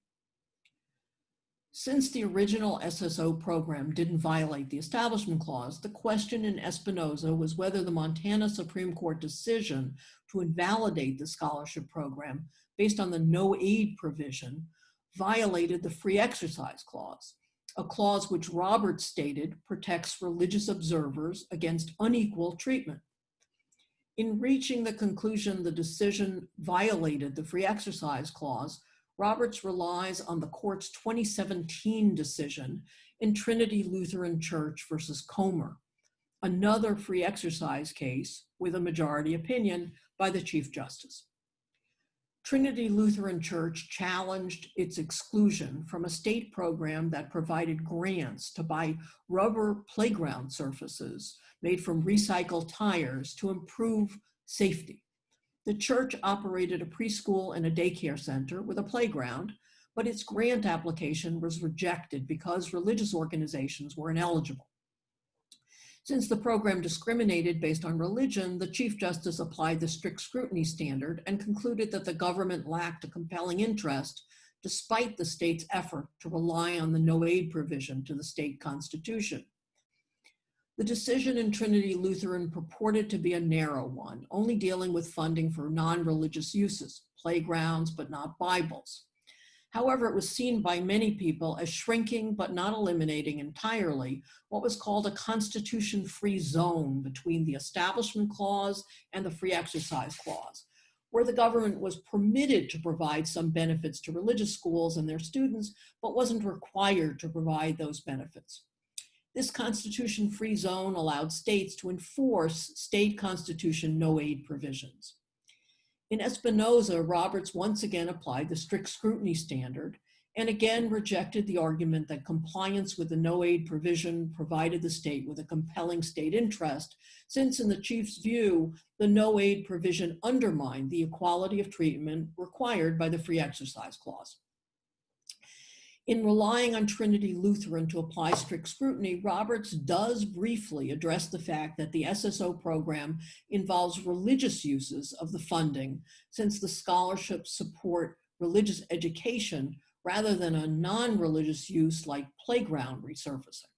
His response is that the Montana Supreme Court discriminated against religious schools based on their status and not how the money was used.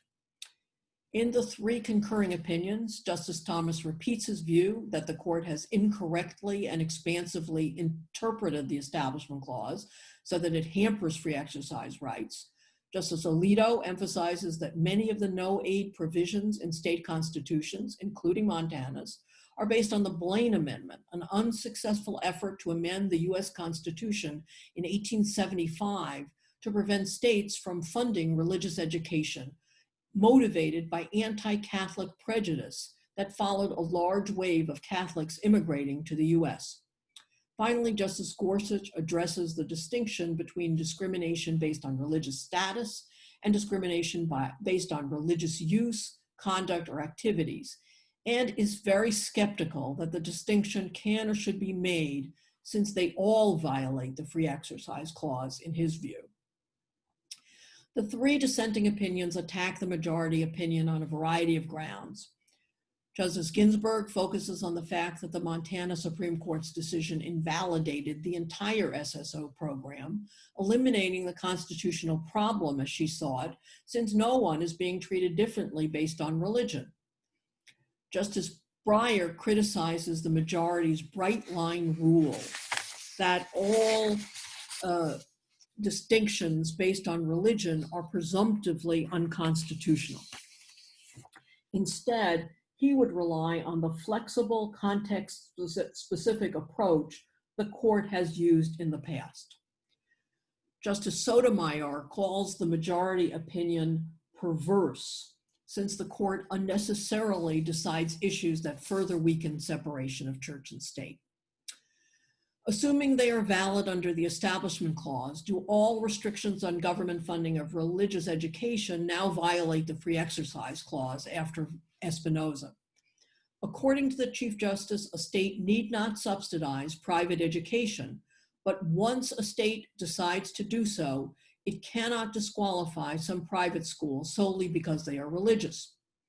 That reasoning appears to eliminate the efforts of 35 states to enforce no aid to religion clauses in their state constitutions. Instead, the states now have an all or nothing choice: benefit all private schools or none. There may still be narrow circumstances where states can prohibit funding for particular programs offered by a religious school, such as training for the ministry or refusing to provide funds to purchase religious materials. But other than those narrow possible exceptions, the Free Exercise Clause requires that religious schools be included in programs that fund non-religious private schools. These three decisions paint a clear picture that religion is getting very special treatment from the court, and that is likely to continue, if not speed up. Religious believers get the right to be exempt from many laws that restrict the conduct of everyone else, and they also get benefits that the government provides to everyone else. The combination of better treatment and equal treatment for religion is the ultimate constitutional blessing. And I'll end there. Thank you so much to all our panelists. And I'll now turn it over to Howard Kolodner to go through questions and answers that have come in through the chat room or that he has filtered.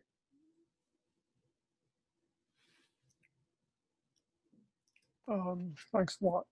I think the first question is, what do you believe is the significance of last term taken as a whole, looking forward in time?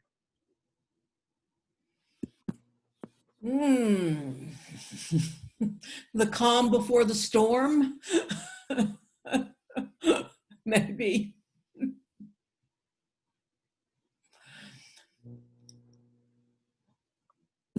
Oh, yeah. Do I get to ask Bruce Miller what his thoughts are? Yeah. You know, my thoughts were in reading all these decisions, great relief. That I think a lot of harm could be done and wasn't, and some good that I never expected was accomplished as well. I also I almost hate to say this because of his umpire comment back when he was being confirmed. So misleading. I have more respect for Chief Justice Roberts now than I ever thought I would, and it's because of his ability to write tempered opinions that commanded 7-2 in these two Trump cases. And I actually, Howard, I'm actually pretty glad that the case involving the congressional subpoenas was as balanced as it was, and that's probably because my first encounter with politics and law was when my father made me sit down in front of the television set during the Army McCarthy hearings, when the shoe was definitely on the other foot, and I would hate to see the court have to get involved in writing sort of a code for when it is that Congress can subpoena documents from the executive branch and when not. I was impressed by that tone. Now I think that these cases are going to come back. The Vance case is almost there now because President Trump didn't get anywhere in trying to get out of the subpoenas as an ordinary citizen. Will that temperate character and temperate tone and 7-2 majority still be there when push has to come to shove and they're going to have to actually order President Trump to do something? So in that sense, calm ahead of the storm, maybe. But for me, I guess I was really relieved. I guess it should maybe say more about me than it does about the court. Bruce, I just want to point out that, there is a possibility that case won't come back should we have a change in who occupies the White House between now and and because then, of course, President Trump will no longer be. He'll no longer be a sitting president. Absolutely. And everything will change. Everything will change. Yeah.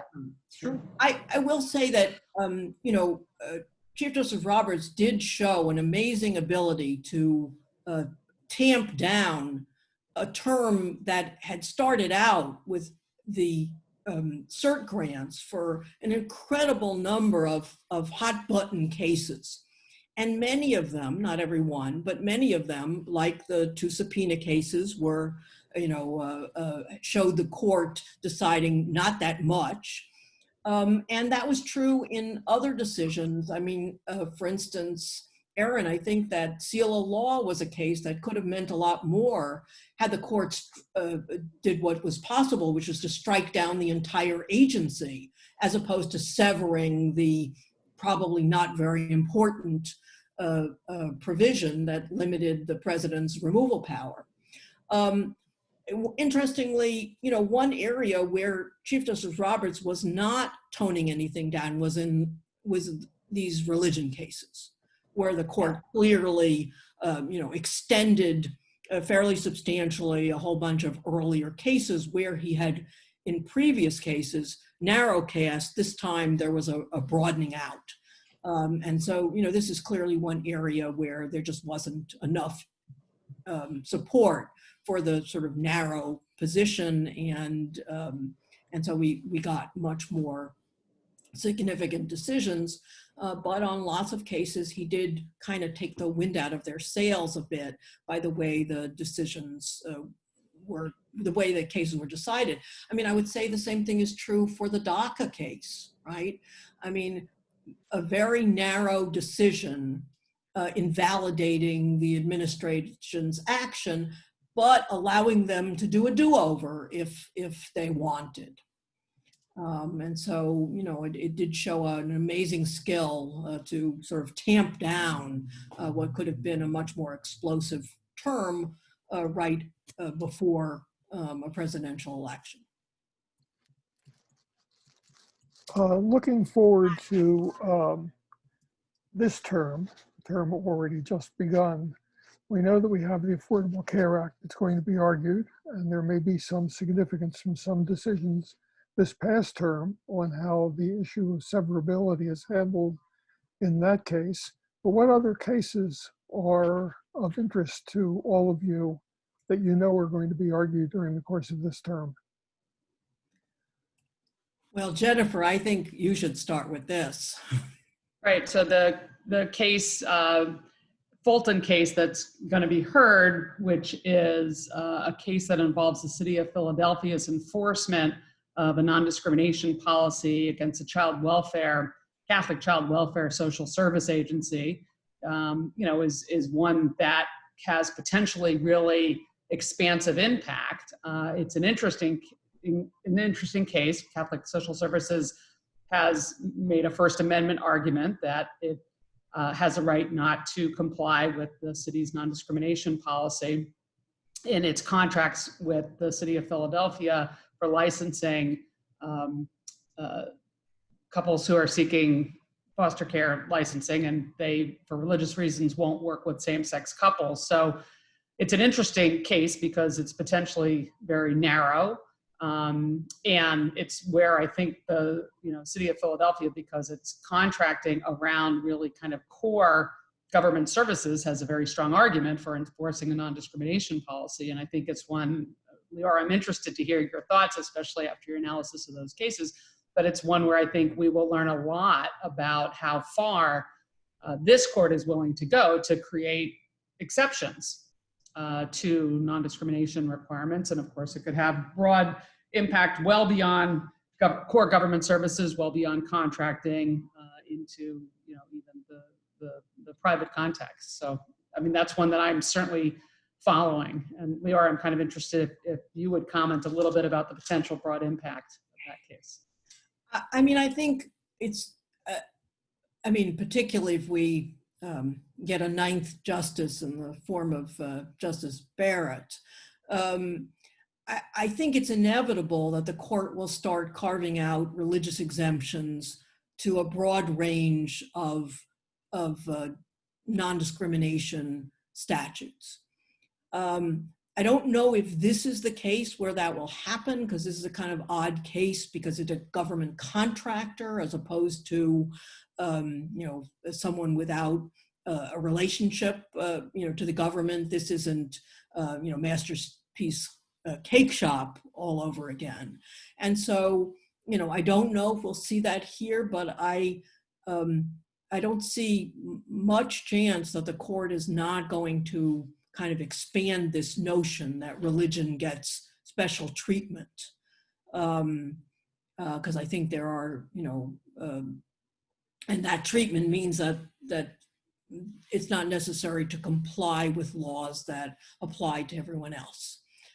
How far the court will go that far, I don't know, but it seems to me if there's one area where the court has, shown itself pretty unified and willing to travel the distance, it's in these cases where people with religious beliefs that object to certain kinds of requirements, non-discrimination requirements, get exemptions. I mean, after all, even in Masterpiece Cake Shop, it was a narrow decision, but it was still in favor of the baker, even though on narrow grounds, he still won.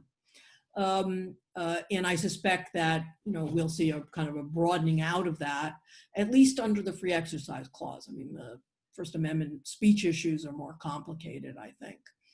But I guess I do expect that to happen, even if it's not in this case.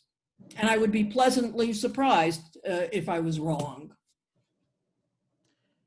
Masterpiece was certainly a dodge based on facts, and there are facts that the court could latch onto if it wanted to in Fulton to similarly dodge the legal question that Professor Miller asked, which I'm interested to throw back either to Professor Miller or Professor Harpaz, because the question is whether or not this court will stand behind Smith, which has said that the enforcement of a law of neutral applicability is enforceable, notwithstanding it may have a particular specific impact on the expression of religious beliefs. And of course, the court could take that up in Fulton, it could not, but at some point it certainly could. Yeah, it's kind of ironic because the decision in Smith was by Justice Scalia. And so, the notion that it would be overruled by a court, that as much admires, Justice Scalia, or majority of whom much admire Justice Scalia's, legal approach, would be, interesting.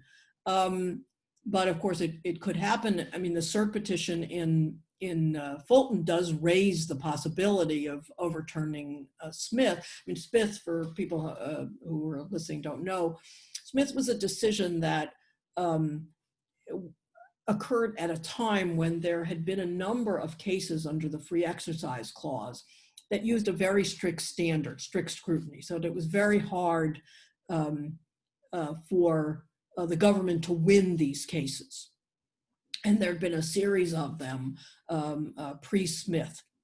But there was a lot of kind of inconsistency in the court's cases during this time period. They carved out exceptions from the strict scrutiny test. It wasn't exactly clear what was going on. And so the issue came before the court in Smith, and Justice Scalia said, well, if a law is a general law of neutral applicability, it applies to everyone, it's neutral between religion and non-religion and among religions, and there's no exceptions created by the law. So think about our criminal code, for example, perfect example. Those are laws that, generally speaking, apply to everyone. They don't carve out exceptions. And so he said, if a law is, and in fact, in that case, he was really looking at the state's drug laws to see whether there was religious exemption or not. And he said, well, if it's a neutral law of general applicability, we're not going to apply that strict standard. We're going to apply a much easier to satisfy reasonableness standard.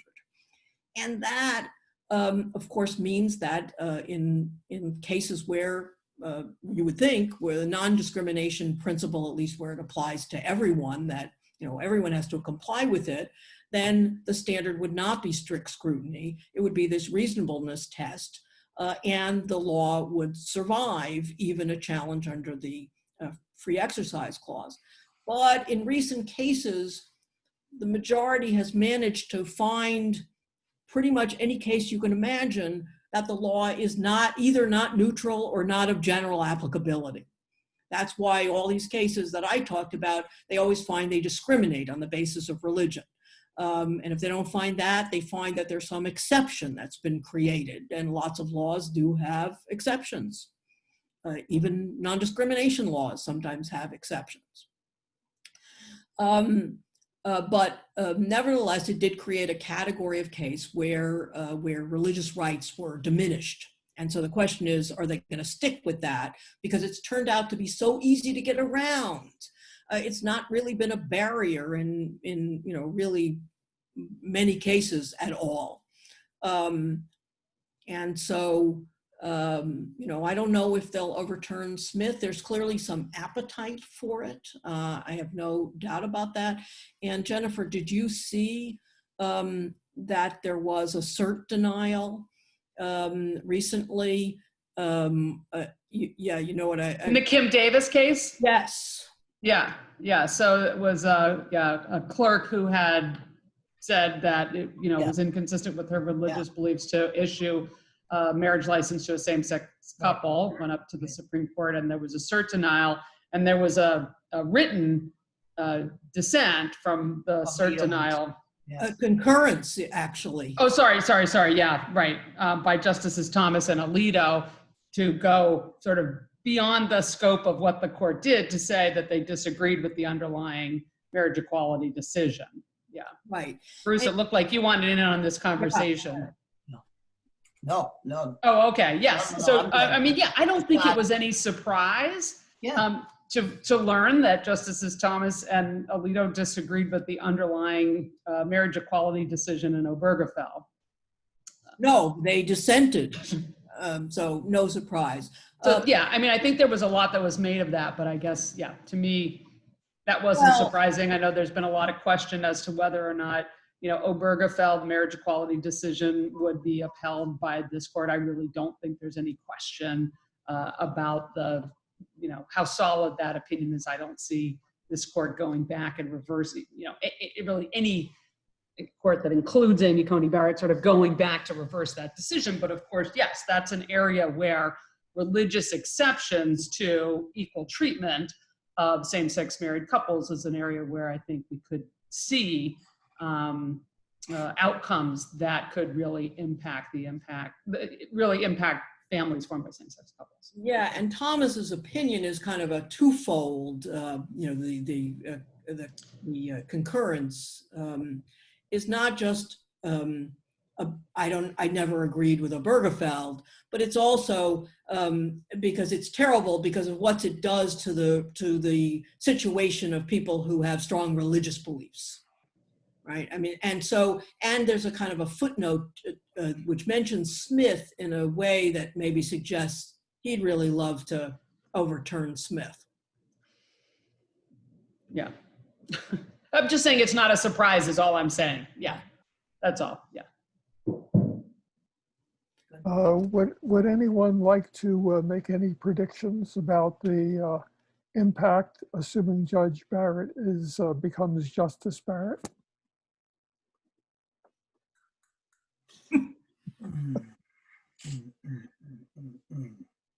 Can I say the sky will fall? I mean, there's a chance that you name the area and it will, see substantial change, in my view, not for the better. I don't see any bright side to this.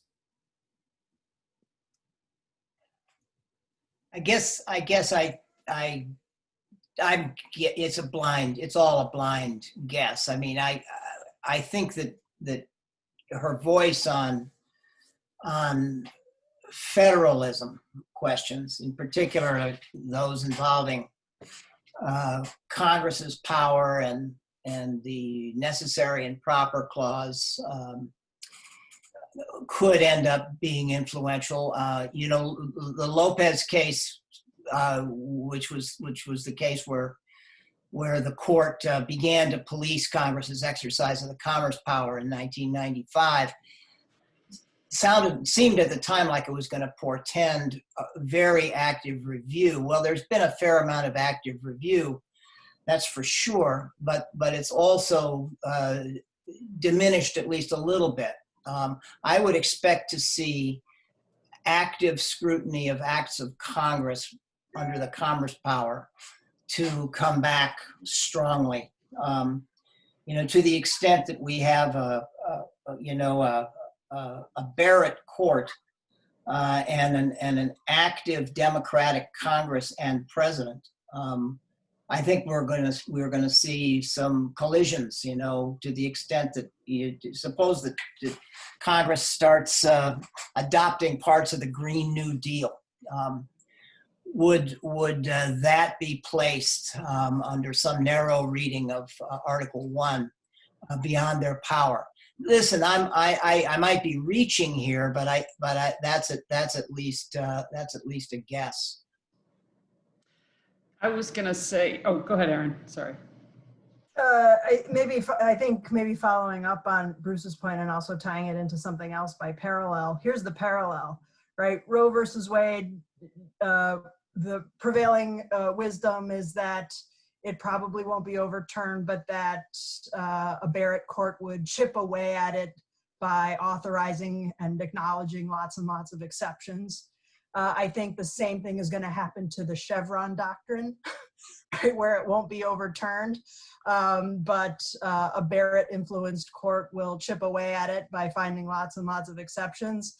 And Bruce's comment about the Green New Deal makes me think that that's going to be another tool for a more conservative court to keep in check what might happen if we ended up with a democratically controlled executive and legislative branch.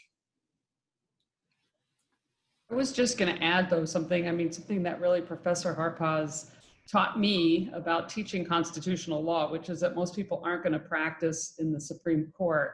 And, I know certainly in teaching our students, it seems so important to be able to really anticipate more specifically how the lower courts, how the district courts are going to resolve constitutional questions. And I don't know the answer to that anymore, given the dramatic transformation of the judiciary at all levels. And so we're talking about the Supreme Court review. It makes good sense. But in many ways, my focus has been more about what the transformation of the federal judiciary overall means for all kinds of advocacy across a range of legal questions. And in some ways, I think we're going to find out much more what it means to have a federalist system. And, again, returning to both state courts and state constitutional advocacy, but also state legislatures for addressing a whole range of challenges that people face. Well, on that point, we've really already seen a big impact in voting rights cases. The recent ones have involved Trump appointees overruling district court decisions that were aimed at requiring states to expand voting rights, and Trump appointees have shut that down pretty much. I mean, if you look at the 11th Circuit, the 4th Circuit, 7th Circuit decisions, we've got evidence of that all over the place there. And I would be surprised if Barrett were friendly to an expansive view of voting rights. And the Supreme Court has another Voting Rights Act case in front of it this term involving Section 2 of the statute. And there's fear that they'll do to Section 2 what they did previously to, gut the preclearance provisions. Yeah. So yeah, I think that voting rights are definitely an area where you will see backsliding of various kinds. But it's gun rights are another area where I think that she will make a difference on the court. She's written some decisions while she's been on the Court of Appeals that suggest strongly that she is not a big fan of gun regulations. And this term, the Supreme Court denied cert in a whole slew of gun cases. And the speculation is that the 4 conservatives on the court just weren't sure that they could trust Roberts to be with them in striking down gun regulations. And the speculation is if she joins the court that, it won't take very long, a snap of the fingers before suddenly the court grants certain of gun case because they think they now have, 5 members. I always think about this from Roberts' point of view. Here we just had this term where he was the guy, right? Everything that happened pretty much, really was controlled by him. Not everything, but lots of stuff, the breadth of the decisions, the outcome of a lot of important cases. And with her ascension to the court, he becomes almost an irrelevancy in his own court. And I don't know what he does at that point, because he can't be the 5th vote. He's not the swing justice anymore. And so, it will be, interesting to see how he behaves in that, very new situation for him. Yeah. One of our attenders would like the following discussed. The DACA, assuming that the DACA rule originally did not move through the notice and comment period before it was announced, does that make any difference in the court's review of its legitimacy at this point? No, it doesn't. I did notice that questioner just hopped off the call, so I'll keep my answer short.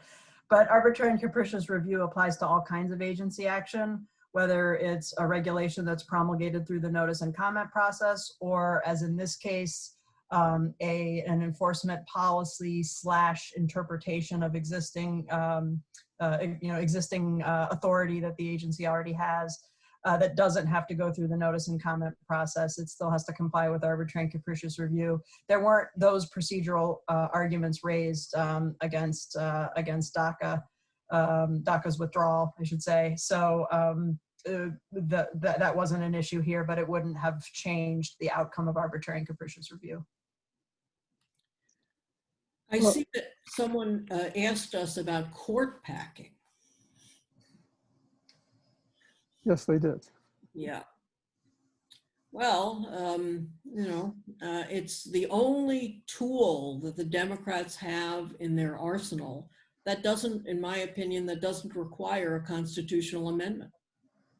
All these term limits bills and nonpartisan nominating commissions. I think that it is, very probable that they would require an amendment to the Constitution. So the only game in town to prevent, if it turns out that the court just, marches headlong into an endless, conservative direction, doing all kinds of fairly radical alterations to the Constitution as we currently understand it, I don't think the Democrats have really any choice if they get control of the Senate, if they get control of the White House, and if they eliminate the filibuster. I mean, big ifs, but if that happens, I'm not so sure that, that it would be an unacceptable idea under the circumstances. Well, I'm not taking a position one way or the other in terms of the political wisdom of that, but I mean, the balance of power looks dramatically different if that happens. I understand we just had the conversation about what particularly, the First Amendment cases look like in terms of carving out exceptions to non-discrimination. But, I guess I think that as I was kind of saying before, like a return to building coalitions to advance federal legislation, but also to really focus on state advocacy, as I mentioned, particularly I think in the areas around reproductive choice. It's something that Justice Ginsburg said was something that was really important to build upon, and certainly, not that long after the Roe decision, she talked about the ways in which the Supreme Court's broad rulings can disrupt that kind of advocacy going forward. So, I think if there is the kind of shift that you were describing, it looks a lot different in terms of the need for expanding the number of justices on the court. I guess it depends on what they do. Some of the suggestions make it seem like, it'll be the New Deal all over again, which is to say, that they might strike down key pieces of legislation that Congress lacks the power to do this, that, or the other thing. They might dismantle the administrative state and, prevent independent agencies. So we wouldn't have a Food and Drug Administration that could stand up to the president anymore, and who knows what kind of fake remedies that they would be forced to approve in that circumstance. I think it kind of depends on some things. Yes, maybe the legislative process can fix, but it does really depend on what the court does and how they do it. Some people have argued, we could see a return to Lochner, which apparently is the dream of the Koch brothers, and one of the reasons that they have been supporting the Federalist Society and particularly the nomination of Amy Coney Barrett.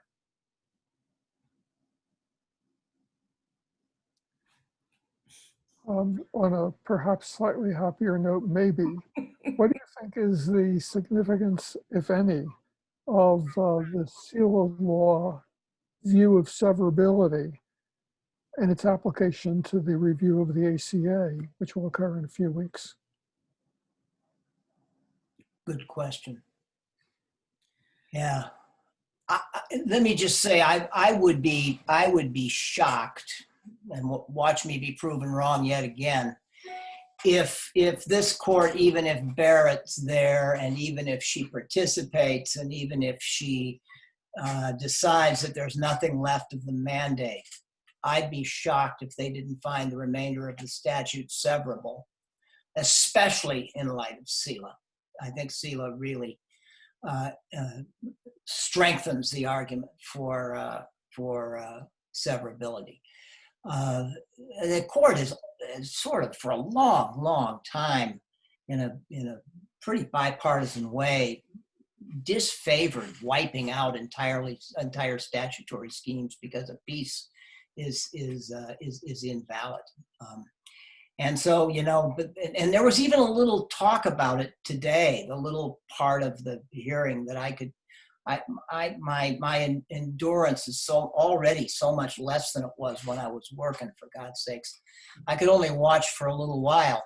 But Judge Barrett was talking about the severability issue, and she alluded to it being unusual, and so and definitely I think SELA helps. What worries me about SELA, and I put this as a question to Erin, is, you know, it feels to me like it's the beginning of an attack on administrative law generally. But then again, I don't know to what extent we've got these sort of for-cause removal provisions running through various agencies and departments or agencies or not. Well, there's already one case before the court next term about an agency called the Federal Housing Finance Agency. That, I mean, maybe they managed to find the one other agency that has a single director who's also, you know, restricted to for-cause removal. Yeah. But that, you know, so I think it's probably a foregone conclusion that aspect, that one's going. That agency's enabling statute will be struck down. The question is whether it would be severed from the rest of the statute. That, and this is where I'll admit my knowledge gets a little bit, a little bit fuzzy, but apparently it's the agency that has conservatorship over the over Freddie Mac and Fannie Mae. If the statute is struck down, things about those banks might change, and it might be a big deal. I'll have to stop talking there before I reveal insufficient knowledge. But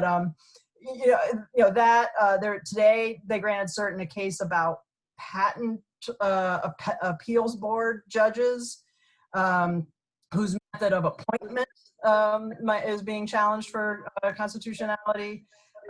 So there could be continued tinkering with these sort of separation of power agency structure questions. Yeah, the two agencies at issue, in SELA and then in the new case, Mnuchin versus Collins, were both created at the same time as a reaction to the housing meltdown in 2008, the recession in 2008. So it wouldn't be so surprising if they would, have a similar structure. But interestingly, in that case, as I read it, the court only granted cert on the issue of what the remedy should be. They pretty much already foreclosed the notion that it could be constitutional. And now the question is, are they going to get rid of the entire agency or just sever? The court actually decided two severability cases on severability grounds last term, SELA law, but also a First Amendment case involving robocalls.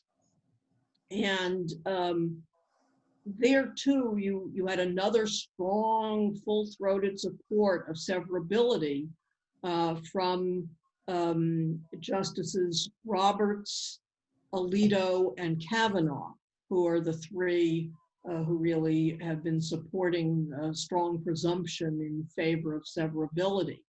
And so, the two cases combined, and the fact that these are three, this is not just Roberts anymore, this is, Kavanaugh and Alito, who are talking about a strong presumption of severability, even if the statute doesn't have a severability provision in it. which the Affordable Care Act doesn't have. Yeah. So, I think that, may be good news. There's a funny issue in the case about which Congress we ought to care about in terms of their view about severability of the individual mandate. Is it the original Congress in 2010 that enacted the Affordable Care Act? Or is it the Congress in 2017, knowing everything they knew about what had happened over the intervening years for the Affordable Care Act and its financial viability? Is it that Congress that after all eliminated the tax penalty and set up this constitutional challenge? Is it their view that counts? And depending on which Congress you look at, you might get a different answer to the severability question. But I still think, I agree with Bruce, I think it's unlikely they'll strike it down. Yeah. There's irony here in the two Congresses, because it kind of, in a way, it cuts both ways, just in the sense that, I was positive that the mandate was the key to any part of the statute working. The mandate has basically been gone as a practical matter, almost out of the box. And the rest of the statute seems to be trucking along okay. Although if you ask my older daughter, who lives by an exchange policy in California, it's not working so well for her, but at least she's got something. And so what do you do with the fact that the statute just didn't work out? The relationships that the statute anticipated haven't turned out to be necessary. Well, you could deal with that if you look at the 2017 Congress, because they knew all of that. Exactly. When they eliminated the tax penalty. But the 2010 Congress's view of the world was, well, God, if we don't have this, we don't have anything. Let's take their view and strike the whole thing because we knocked out the mandate. So I don't know. I'd be shocked though if they did that. As much as I regret to say it, we are probably reaching the end of our appointed time. Well, if there's anybody left who wants to join us, I hope that, has Katie put the sign-in information? Yes, here we go. All right, there it is. So what we hope will happen is we will leave this session. Katie will end the webinar, and then anybody who wants to, we will reconvene in a Zoom meeting where we can see the attendees, they can see us, they can talk to us. And so while it's not as good as in person, it's better than a webinar. So that's what our plan is to do, to kind of have a virtual reception, but by transitioning from the webinar to the Zoom meeting. Okay. Thank you all. This has been really good. Thanks, fun. everybody. Thanks for coming. Everyone on the Zoom. All right, I'm going to try and get over there. Me too.